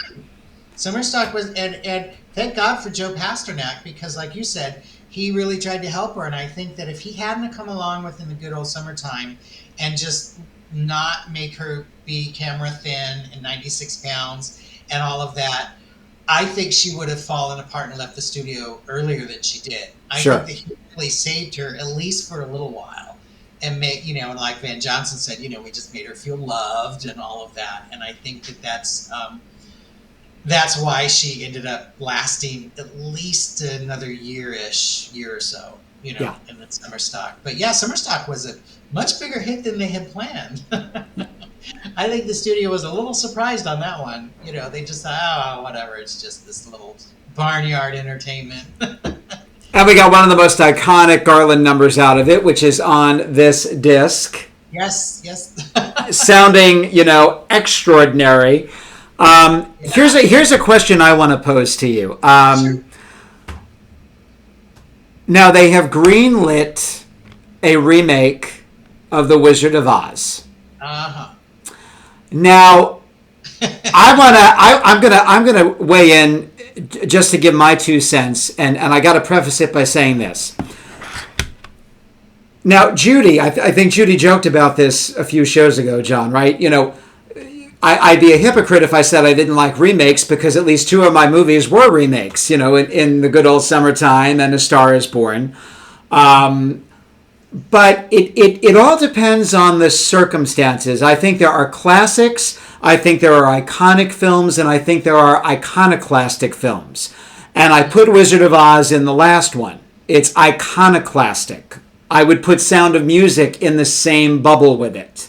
Yes. I do not put West Side Story in iconoclastic. I think it's iconic, and I loved the remake. I saw it 12 times in the movies. I remember you posting about that. Yeah, yes. It was like times, wow. 12 times, yeah. Loved it, because what they did was, and the original movie is beautiful, and I've gone back since and watched it, and I still love it, and I'll still watch it, but they added layers layers. They added so many layers. Tony Kushner added so many layers to the backstory and the script. It gave it more depth. It gave it more gravitas. And I think, to me, that's... I still love both movies, but if you ask me, I'd say I prefer the script to the newer version. Yes, I think it's also nice that we have people of the right color playing those parts. Right. Because when you see the offstage pictures of Rita Moreno and George Chakiris without the regular the movie lighting on them, the makeup is ridiculous. I mean, it's just absurd. Just let Natalie Wood be her own complexion, because you can be Puerto Rican and be fair skinned. You don't have to look like you've been in the sun too long. So, and everybody did their own singing this time. And I loved Ansel. I don't care what anybody says. I loved Ansel. He's a hottie patati on top of it. But now, when I look at The Wizard of Oz, I say MGM was ahead of its time. They added the layers that were not in the book. The book is a straightforward fairy tale. There are lessons to be learned from it.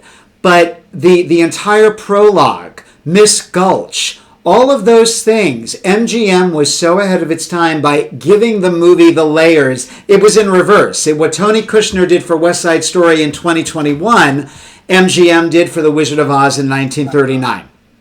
I see what you're saying. Yeah, that's a great point. Yeah. It's got the heft, whereas... So I'm like, okay, Warner Brothers, you own the rights. You give anybody who uses the ruby slippers a really goddamn hard time. As Glinda says in Wicked, they're just shoes. Let it go. That and the image of Dorothy, Yes. Judy Garland as Dorothy is copyrighted. Yeah. So my deal is, you've got 40 books, 13 more that L. Frank Baum wrote, and another 35 after that all these other people wrote. They're all in the public domain. You own the rights to the images from the MGM film. Yes, we had Return to Oz in 1985. It's a wonderful movie. I enjoy it. It's a little too dark. It doesn't have as much of the whimsy as the original movie or the books do. Why not just give us an honest-to-goodness sequel? Find a new girl, put her in that blue gingham dress, and tell some more of those stories. That's my take on it. And follow up. Don't do a remake, because as soon as I heard the words 2 weeks ago, modernized and reimagined, I just okay, here we go. Right.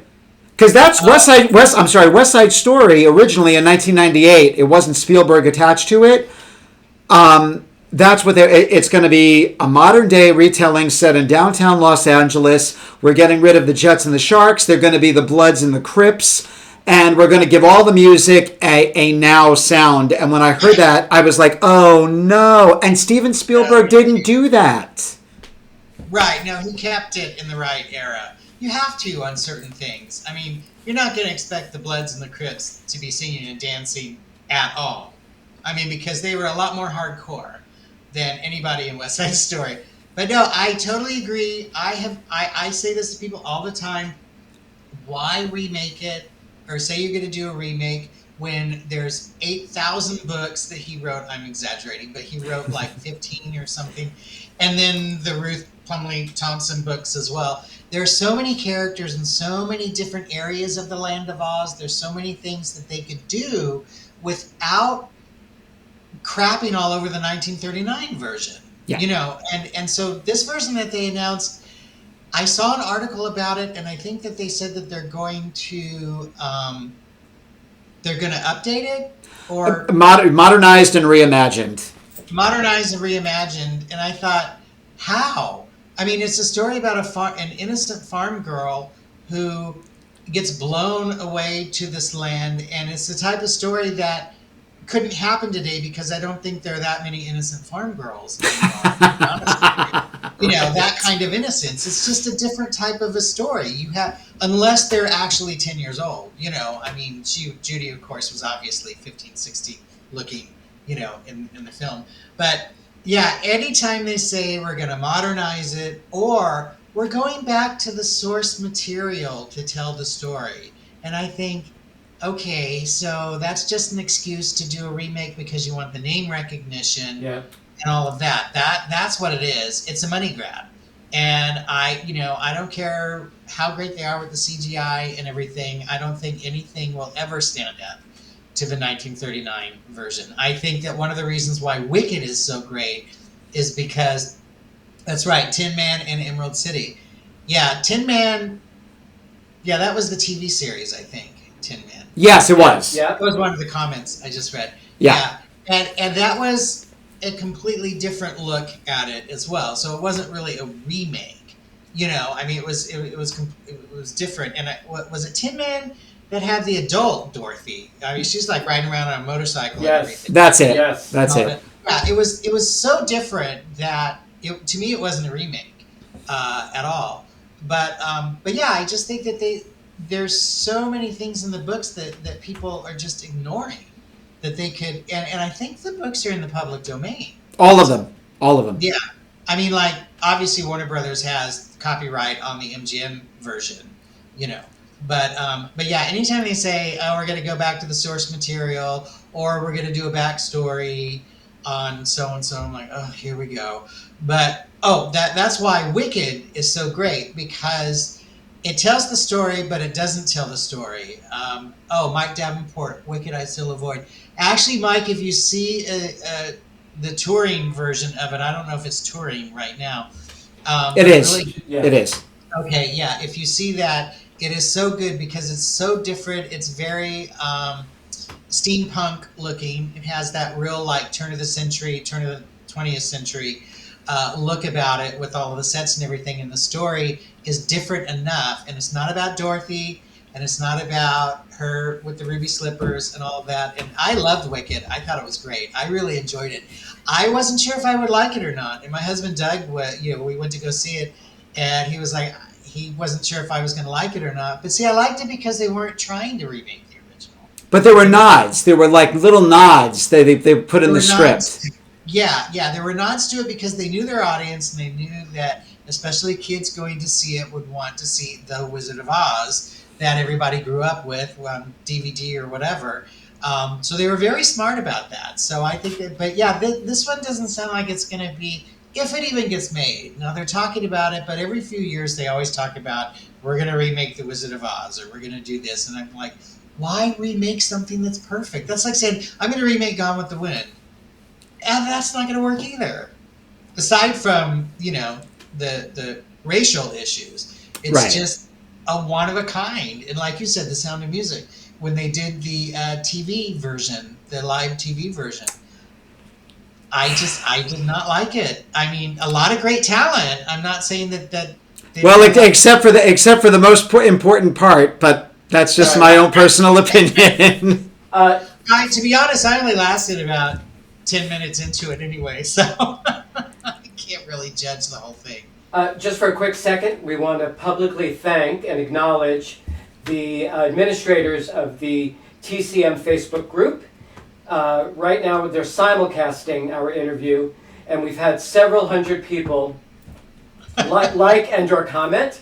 They're also going to keep it up there for replay. But in fact, You and I are in trouble, Scott. you're not. You're not. Me and my big mouth. No, you're not in trouble. They're all agreeing with you that there hasn't been one person that says the movie should be remade. So we're in good company. We just want to thank all those folks over at TCM. We really Very much so. And again, Thank you. Yeah, we thank you very much. And it's also, for me, again, as I said, you own the rights to all of these iconic images, plus the other stuff is in the public domain. Find a little unknown or teenage, because obviously that Judy's Dorothy was about 14, 15, and tell new stories. Do Ozma of Oz or do a hybrid of the next three books. And we personally, we loved Oz the Great and Powerful. We really enjoyed it. Yeah, because it was a different story. It was him going to Oz. Exactly. We thank you very. I would like to give a shout out to TCM, because that is my go-to channel I have it. I have it at the top of the list because we can program it. We have YouTube TV, so we can program what we want. Us too, yeah. And that's at the very top, and that's my go-to. I've been a fan of TCM from the very beginning, and they've been absolutely fabulous. So thank you, TCM, for everything, and for bringing all of those amazing classic films to the public that a lot of them people hadn't seen in decades. Yeah. At that point. And unedited and uncut and commercial free. That's my commercial. and forgiving Judy her due, because we love our Judy days. Although I thought she should have been Star of the Month in June, but Us too. But that's okay. We forgive you, TCM, because you're so great. Yeah. I mean, she has been Star of the Month about 2 or 3 times at this point now, anyway. I think so. I can't really complain. Well, and it's nice that they rotate her movies quite a bit. Yeah, they do. And I will say that they have been showing a lot more of the restored versions of various films, because I just watched Detour. This is completely non-Judy related, but I just watched Detour earlier today, and it was the 2018 4K restoration of it, and it looked phenomenal. That's it was great. amazing, and I went, wow, I didn't know that movie could look that good. So props to TCM. So I'm glad that they're simulcasting this. That's great. That's wonderful. I had no idea. Well, that's what I'm going to say. And whoever the person is that said that they should remake it, we need to talk. Okay. Yeah, seriously. Let's talk about it. Let's talk about a sequel. Let's talk about a sequel. Well, now, are there any? I miss Robert Osborne. We all do. He was great. He really was. He was the best. He was the best. Great. Yeah. Now Jacqueline is really great too. I really like her because she is so smart and she knows so much, and yet she's able to explain it in a way that you don't have to be a PhD to understand what she's talking about. Even though she's PhD level, she's amazing. Are there any questions from anybody out there? What else have we missed? Yes, please, questions. There's actually quite a few questions. By the way, I am old enough to have worked with the original host of TCM, Bob Dorian. We did. Yes, I remember him. Yeah, and he was AMC as well. He was AMC, yep. We did several shows together. Okay, so we do have quite a number of questions. Let's go all the way back. Okay, this one comes from our tried and true, one of our biggest groupies, Sean Sanborn Reed. Scott, what do you think of the Judy fragrance? I personally don't like it. I mean, I think it's great that there's a fragrance. I'm not against fragrance, but I'm not a fragrance person. I don't wear cologne much, and to me, everyone smells a fragrance differently because everyone's nose is different. So a lot of people like it. I think that's great, and I'm not against it. So don't take me the wrong way, people. But I personally don't like it because to me it smells too feminine for me. I don't get the unisex of it at all. I really don't. To me, I smell more of the flower in it, I think. It's funny that I was watching an interview a couple of days ago, and they said, I thought they were going to base it on Chloe, and the other fragrance that Judy loved is Ma Griff. Now, I got myself a bottle of Ma Griff when I first started performing as Judy. I wore it for 2 shows, and I was like, Judy, I love you, but I cannot. Oh my God, it's one of the worst perfumes I've ever smelled in my life. I'm not saying the Judy fragrance is, but I don't know why she liked Ma Griff. It's just like bad potpourri. Isn't that funny? Yeah. Well, it's just different people smell things differently. So it's kind of like music in that respect. Everyone has different tastes in music. I don't slam someone because they like country music and I'm not a big country fan, and the same with fragrance. A lot of people love it, and I think that's great. But for me personally, I would never wear it. But I don't wear a lot of fragrance anyway. Several people have said that they didn't particularly care for it, though, to your point, they love the fact that it's bringing Judy into the mainstream. This question's been asked by quite a few people. Marilyn Stanley asks, will the Palace Concert 67 ever be released? Oh, well, from what I know is the only thing that exists anymore in Capitol or is it Capitol or ABC? ABC Records is just the final album edit. So there's no extra recordings. There's a ton of audience recordings out there taken from the audience. So they're, they don't sound that great, but to us they're great because it's Judy. But but yeah, so that's all there is, just the album version. And I haven't heard anything about that being remastered and restored. It's not in public domain yet, so none of those labels can touch it. And I do think that I have heard, and I don't know if this is true or not, but I have heard that there are some issues with Lorna and that, because she's on it. And so they would have to obviously get her blessing, and that hasn't happened. So that's all I know. I always wondered, because they said that the master tapes were destroyed in a fire.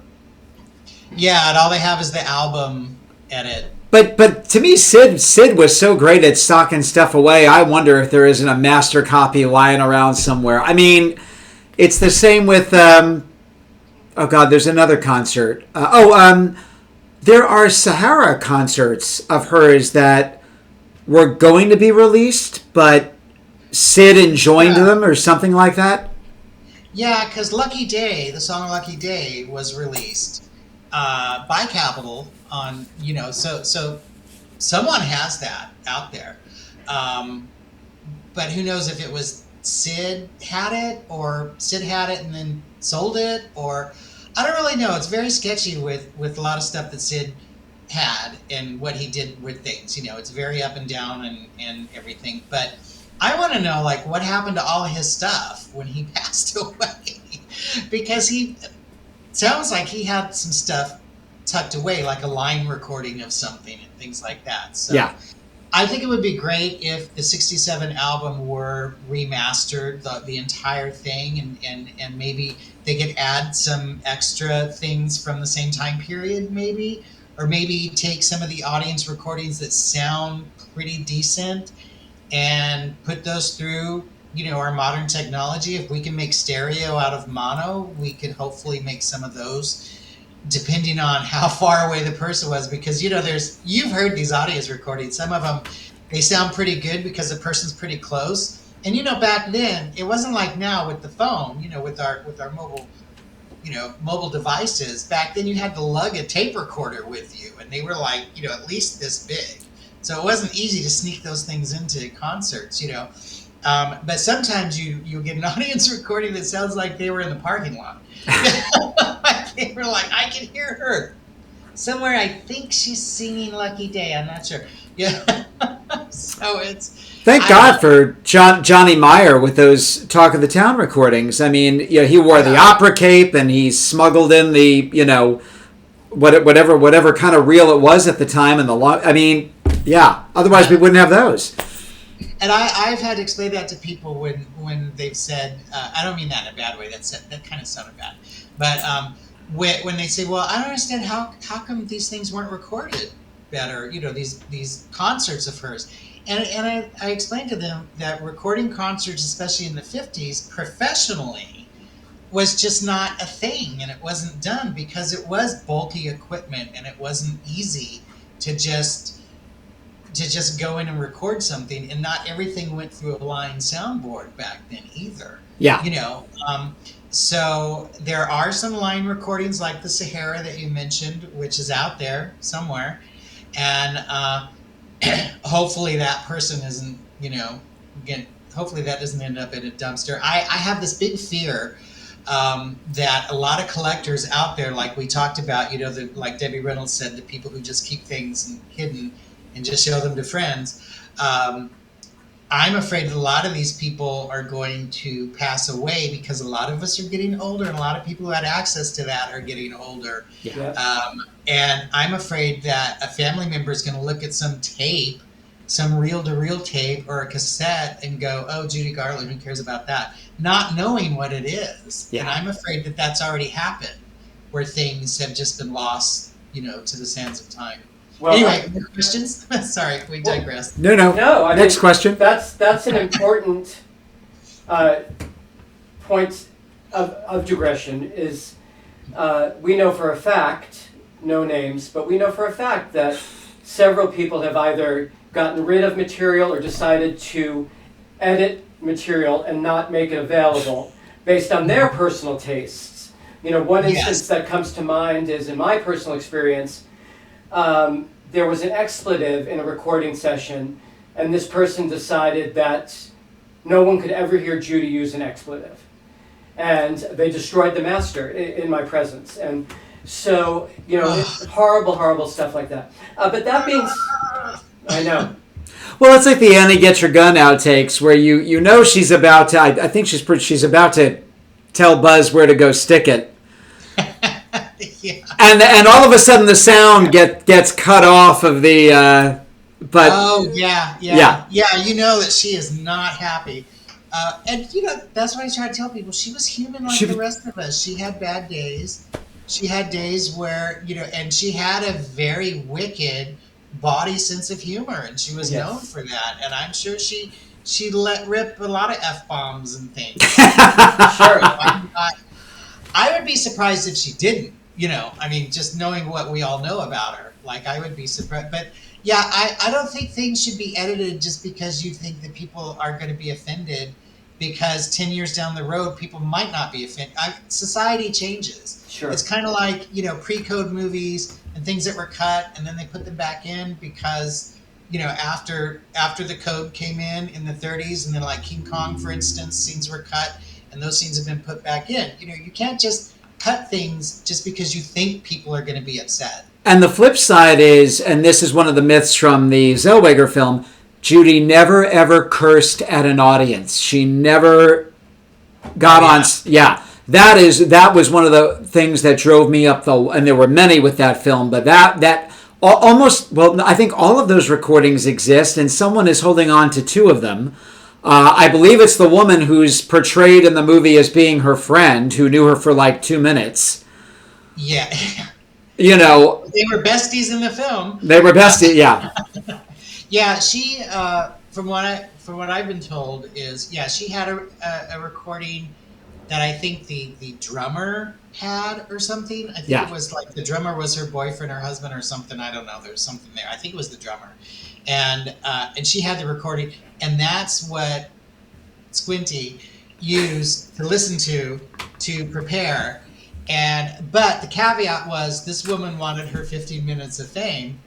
So she basically was like, I'll let you use this recording and everything if you know, portray my character or beef up my, you know, because the people who really were there have said, after the movie came out, said that person was barely there. Yeah. You know, like that lady was barely there. So, yeah, just a lot of missed opportunities in that one. And guys, the best thing you can do, the best answer to End of the Rainbow and the film adaptation, Judy, read Judy with Love by Lorna Smith, because she was there. She details everything at Talk of the Town in full detail. And it's the antithesis of what you see in that stage play and what she was there. As a matter of fact, when she went to the playwright, and I use that term loosely, and said, you know, I was there, and I would be, there's a lot of inaccuracies, and I'd be happy to help you out.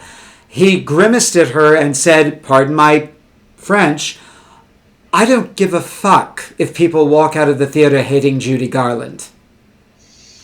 Yeah.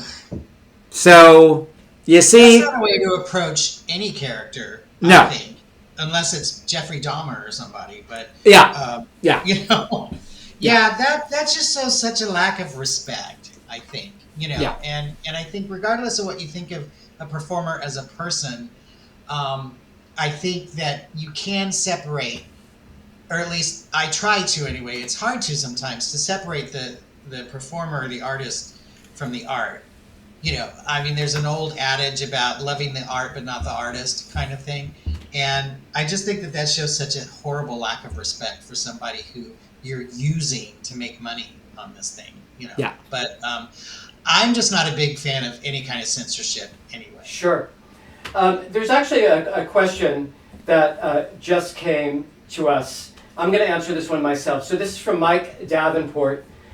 What's your take on Debbie Wileman voicing Judy? I was impressed, but what about you guys?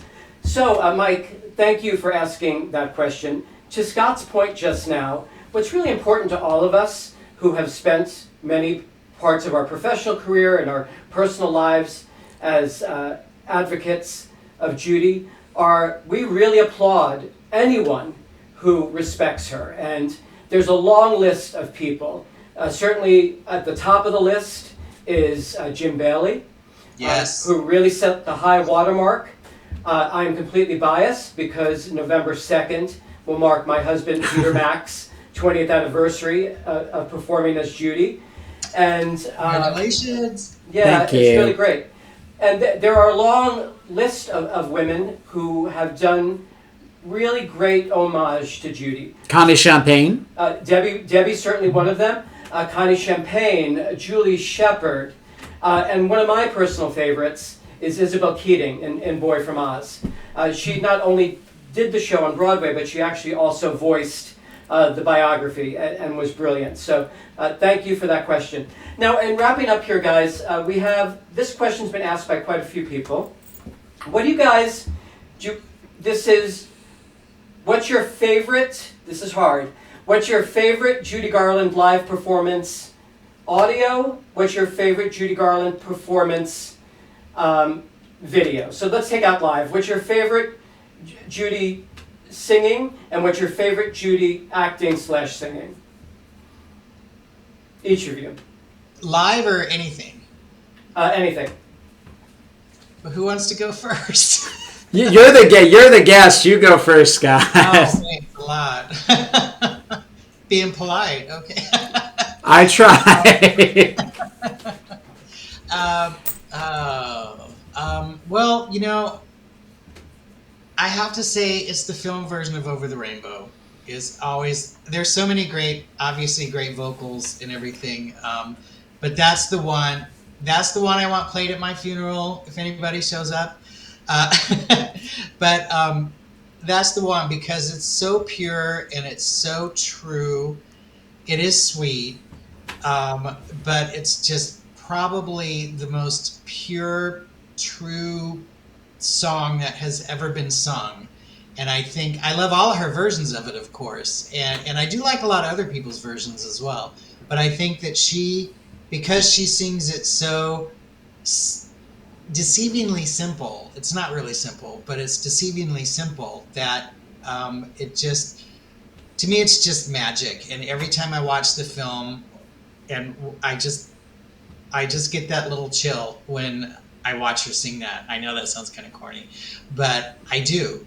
And it always, so that probably is the best audio.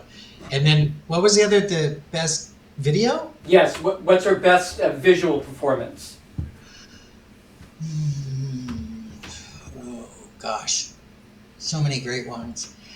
I would have to say the Trolley Song from Meet Me in St. Louis in the film, because it's just so joyful and fun and happy, and she just nails it. She really did. And the movement, and Minnelli was just completely brilliant about everything, and the movement and and the song and everything just is perfect. And I always just get such a big smile. So I would say that. I Go ahead. I'm sorry. I think if it was a vocal, it's so hard to pick. It's like asking, what's your favorite child? It's so hard because, again, as I said earlier on in the program, each Judy is the evolvement from the MGM Judy to the concert years to the television years.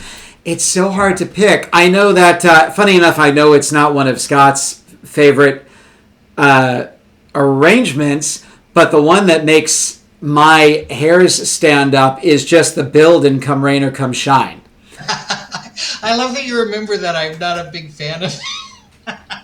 But every time it builds and it builds and it's the same way with By Myself from I Could Go On Singing. it's just the build. It's that one just in time. You've got the original one, but then the Bobby Cole version where she does yet another modulation.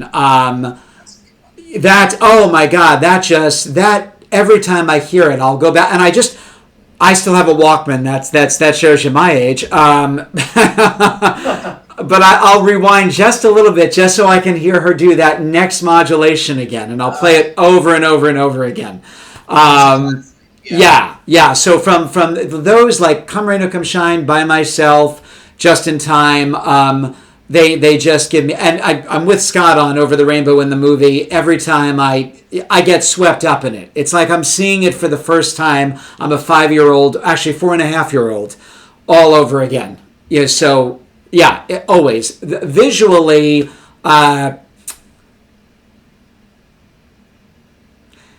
It's Have Yourself a Merry Little Christmas, and if I go into the myriad of reasons why, not the least of which is my mom, it gets me, especially the older I get. And at some point we'll release this on tape, but Peter won the Golden Halo Award, and it was presented to him by Margaret O'Brien and Mickey Rooney. But what was cool about that night was Peter actually got to do the entire scene on stage dressed as Esther Smith with Margaret O'Brien, actually doing the dialogue. And I saw pictures or something you guys posted. There are pictures of it. Yeah. So we played the whole scene out. We played the whole scene out together, and then I sang the song to her, and I had my red velvet dress on and my auburn upsweep, and that was like, that was a dream come true to be able to do that with Judy Smith herself. Yep. It was fun. It was just a lot of fun. And how could you not bawl while you're doing that with Margaret O'Brien sitting there? I mean, I would be just freaked out. and Mickey Rooney watching from the audience. I mean, that's tough audience. That's amazing. You guys should put that out there, though. That's a once in a lifetime thing. Yeah. A friend of mine we're working on a special project, and so we've got things we've been pulling out of the archives and looking at. So we actually just watched it for the first time. Babe, what was when you guys did it the second time? Can I just bring? Yeah, let me. I know what you're going to ask me. Yeah, the second time, Margaret. It was in 2017, and Margaret was Judy's guest star for that show, so they sat and reminisced about making the movie, and then we sang Under the Bamboo Tree together, which was really fun. But then Margaret said, but I have to sing my favorite song from that movie, and she launched into I Was Drunk Last Night, Dear Mother. And the audience went berserk. Oh my God, that is great. That's at one of Mark Eustace's events that I was talking about earlier. I think it was 2005. They did Meet Me in St. Louis at Christmas time, and Margaret was the guest of honor. And she was interviewed on stage before the movie, and then after the movie, she was signing autographs, and we all got to meet her. And she is just the sweetest little thing. Yeah. She's just so tiny. And I was with my friend Jack, and it was so funny because we were going up to get an autograph. I said, oh, Miss O'Brien, it's so great to meet you, blah, blah, blah, And she said, oh, great. Well, she took a shine to my friend Jack for some reason. I don't know what it was. He was teasing me. He's like, she liked me better than you. It was really funny because she was just as sweet as she could be, but he was really playing that up that, she spent more time with me than she did with you. kind of thing. But she tell the story about, there you go. Yeah, look at that. There's the picture. That's Margaret on the left. That's Peter holding the Golden Halo Award, and that's obviously the late great Mickey Rooney. Andy Hardy. Can I just add real quick? We'd be remiss if we don't mention Judy's acting performances where she didn't sing. Judgment at Nuremberg, the monologue from the witness stand is just brilliant. Well, and then the monologue in the triage. I mean, I could go on singing. 100%. Yeah. That's great. And also The Clock, which came out beautifully remastered on Blu-ray several months back. I urge everyone to get that, because it's a very little known film of hers these days, and because it's not the big splashy musical, and it's one of the few times during that time period where she's on film as an adult in contemporary clothing. She did mostly period films at that point, but she's just a young woman in New York City, and they're both great in it. Just that young love and everything. Margaret O'Brien. I wanted to ask when I saw the picture, how was Mickey Rooney? Mickey was an absolute, so kind. He was extremely kind, and we all know Mickey had a reputation for being... Yeah, I've heard both. Yeah.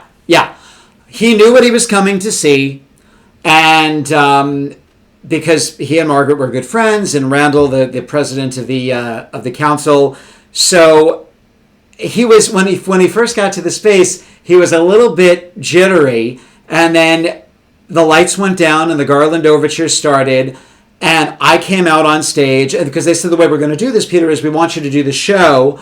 Randall will make a speech. You'll change into your boy clothes because we'll present the award to you as yourself, not as Judy. Margaret and Mickey will do that. But the owners of the club sat behind him, stood behind him, because they wanted to see. And when I came out on stage as Judy, Bob Tomasino, God rest him, said, he leaned over to Margaret and said, "Doesn't she look beautiful tonight?" That was that. And then he started to converse with me as her, saying, "Jutes, do you remember when we did La Conga?" Now, the audience is watching this. I'm on stage going, I'm talking to Mickey Rooney as Judy Garland. And thank God I knew what the hell he was talking about so I could respond.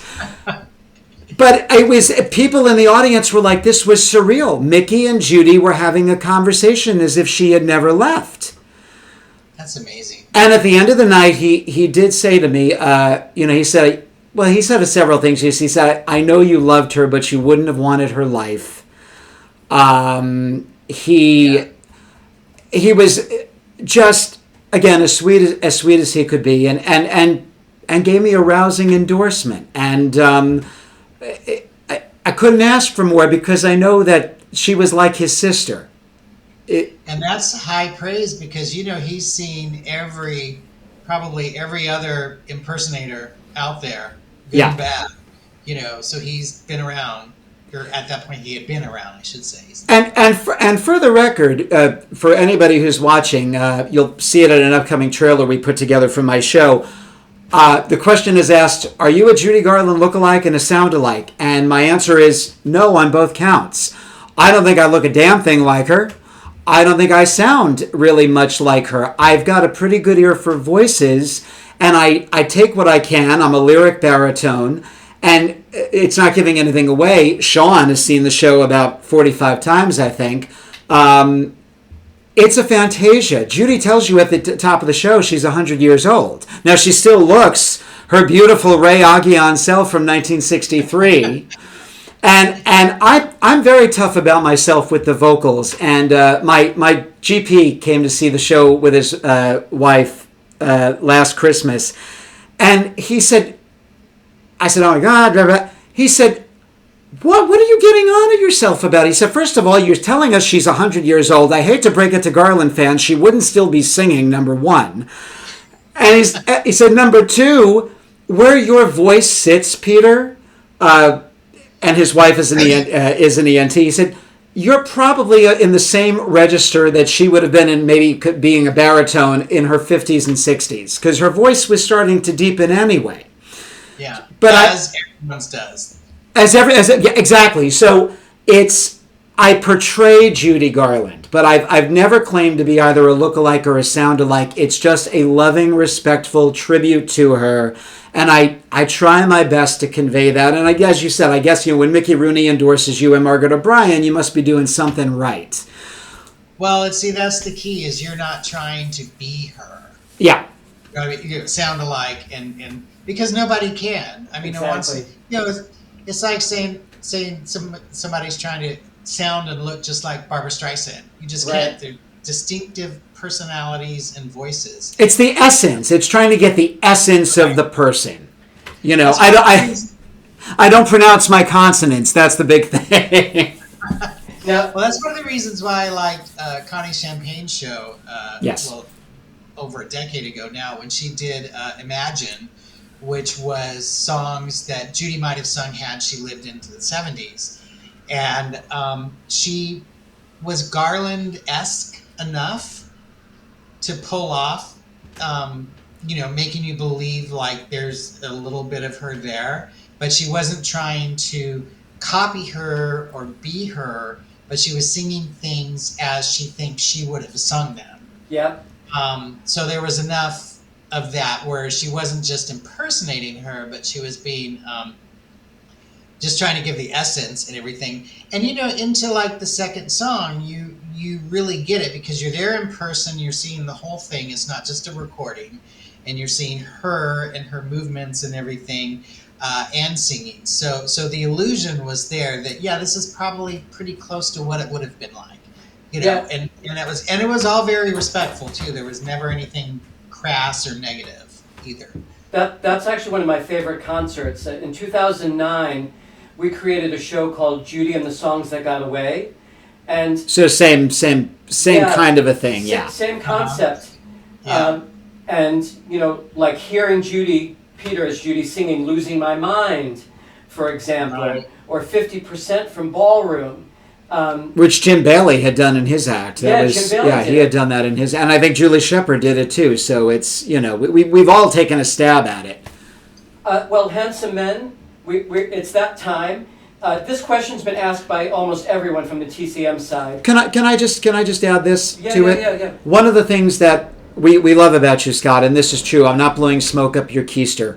It's and there's a joke in there. No, but Scott doesn't act as though I am the keeper of the flame and there's nobody else, and don't anybody dare try to do another Judy Garland project. It's all about, and such is the same with myself. I've always said this. Someone said it in LA to me. They said, "Oh, Judy Garland is your role," and I said, Hamlet is nobody's role any more than Judy Garland is anybody's role. What I do with the role makes it my own, but I don't own her. Nobody owns her. As long as people are being loving and respectful, and again, sharing is the name of the game. That's all I care about. I mean, I got my bills to pay, so I can only plug my shows. So that's that. But, I think Scott and I are in the same boat that way, just in terms of it's just about doing it with love and respect and not putting a stamp on it that I'm the only one or there can only be one, and that's, Yeah, I'm not the only voice out there by any means. And I forget what I was going to say now. Sorry. You had me going.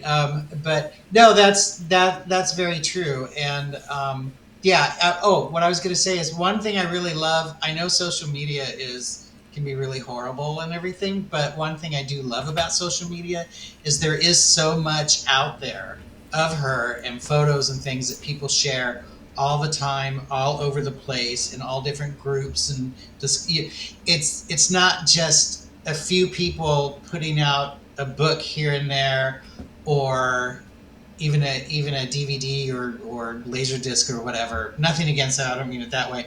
But what I mean is, it's really opened up the field. So You're not just beholden to a few people who have access to that. Now you have all of these groups and pages and Instagram and TikTok and all that. I mean, there's so many different outlets now. There are so many amazing photos and things that people put out there that I've never seen and other people have never seen. But somebody found it, or somebody has access, or their aunt took a picture way back when she was with you, like all that kind of stuff. So I feel like things have really opened up a lot as far as, because back in the 70s and 80s, it was slim pickings. You were just scouring through the memorabilia shops for anything that was even slightly different. Yeah. And now there's just so much out there that, I don't think anybody is the keeper of the keys or anything like that. Yeah. That's a good way to. This will be our final question. Okay. It's what is your favorite duet that Judy Garland did? Who was it with? And who do you wish that Judy was able to, if she was still alive, who she would have recorded with that she never got a chance to?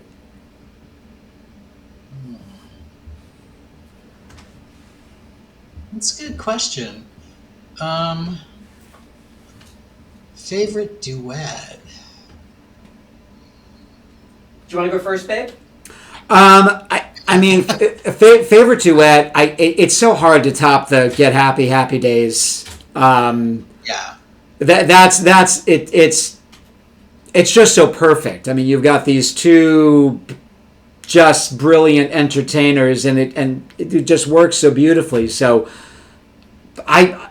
off the top of my head, I would say that. In terms of having her sing with someone, I think if she had still been around, she probably would have loved to have done something with Gaga. Yes. But the person I would have liked to have seen her sing with is my other favorite Mama Cass. Oh, yeah, Mama Cass was great. Yeah. A lot of people don't know who she was, but she was great. I remember Mama Cass. Yeah. I would say, aside from Get Happy, Happy Days Are Here Again, because that's always top of the list for everyone, I think. The one duet I like, and it's not just audio, but it's visual, and it's when she and Gene Kelly perform For Me and My Gal in the movie For Me and My Gal. Like, that entire sequence is another, like Over the Rainbow, it's just magic. It's just, they're both at the top of their game, and they're both obviously having a good time, and for once Busby Berkeley didn't run them in the ground on that movie and filmed it so perfectly. It's just, it's always been special to me, and it's just because it's so simple but great at the same time. And then as far as someone modern, at a close second would be A Couple of Swells with Fred Astaire, because I just love that number. It's just fun. Yeah, it's great. But let's see, someone of today. You know who I think would be really fun for her, and she would have had a good time singing with, would have been Dolly Parton.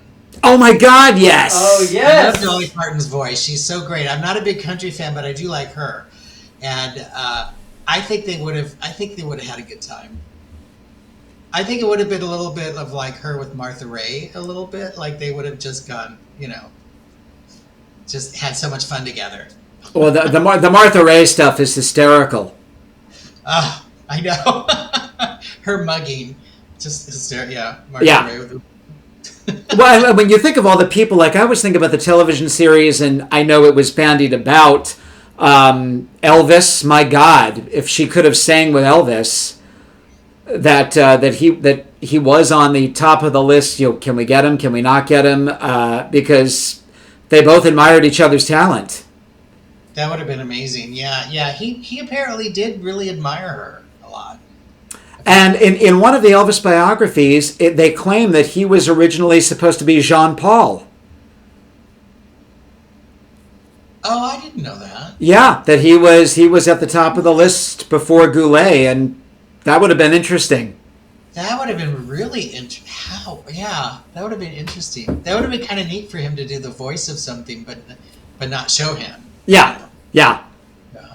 That's probably why the Colonel said no. I know. Always got in the way.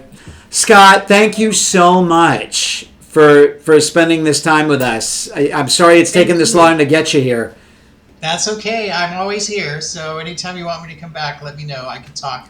Please, can we do it again? Let's do it again, please. That's a promise. I love it. I think it's great. You guys are awesome. You guys, I felt that for a long, long time.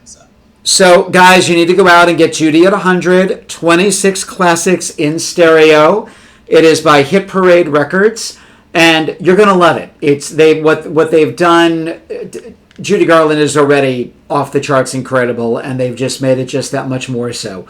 So get this CD. I think you can even download it on... Can you download it on Amazon, if I'm not mistaken? Yeah, I think it's available on Amazon now. Okay. Yeah. All right, yeah, I got my copy when we were in LA at Amoeba Records. I snatched it up. So Records. yeah. So get this, and you want to visit the judyroom.com. Yes. And you also and the Judy Room on Facebook. There's two groups, a public and a private, and I'm sure if Scott thinks you're trustworthy, he'll let you into both. Or give me lots of money. I take money. We're taking donations. So again, yeah, guys, if you're out in the Los Angeles area, I will be performing at the Women's Club of Hollywood on Saturday, November 5th, just 3 days after my 20th anniversary. It's 20 years on November 2nd that I first stepped on stage as Judy Garland, and I've had a blast doing it. It's just a lot of fun. People who are watching here have been to see the shows. They will tell you it is a loving, respectful tribute to her and treated as though she never left. So it's not just the old stuff. We have Judy commenting on current politics and events and entertainment. She gets a little bawdy now and then. She takes after her friend Debbie Reynolds. She'll tell a naughty story here and there. But that's what it's all about. So we're going to be celebrating that on Saturday, November 5th. Judy Garland, 100 Years of Magic at the Women's Club of Hollywood. Tickets are available at Peter Mac as Judy Garland on Facebook. So if you're in the LA area or environs, come out and check that out. It's going to be a fun night, I hope, certainly. So, thanks, Rich. That's my father-in-law. Thank you, Rich. Yeah, Rich is a big... Thank you guys for having me. I've had a blast. It's been so much fun. And, let's do it again. This is fun. Totally want to do it again. Scott, don't you stay where you are, and everybody else have as Judy would say, good night and God bless, all right? A wonderful night, everyone.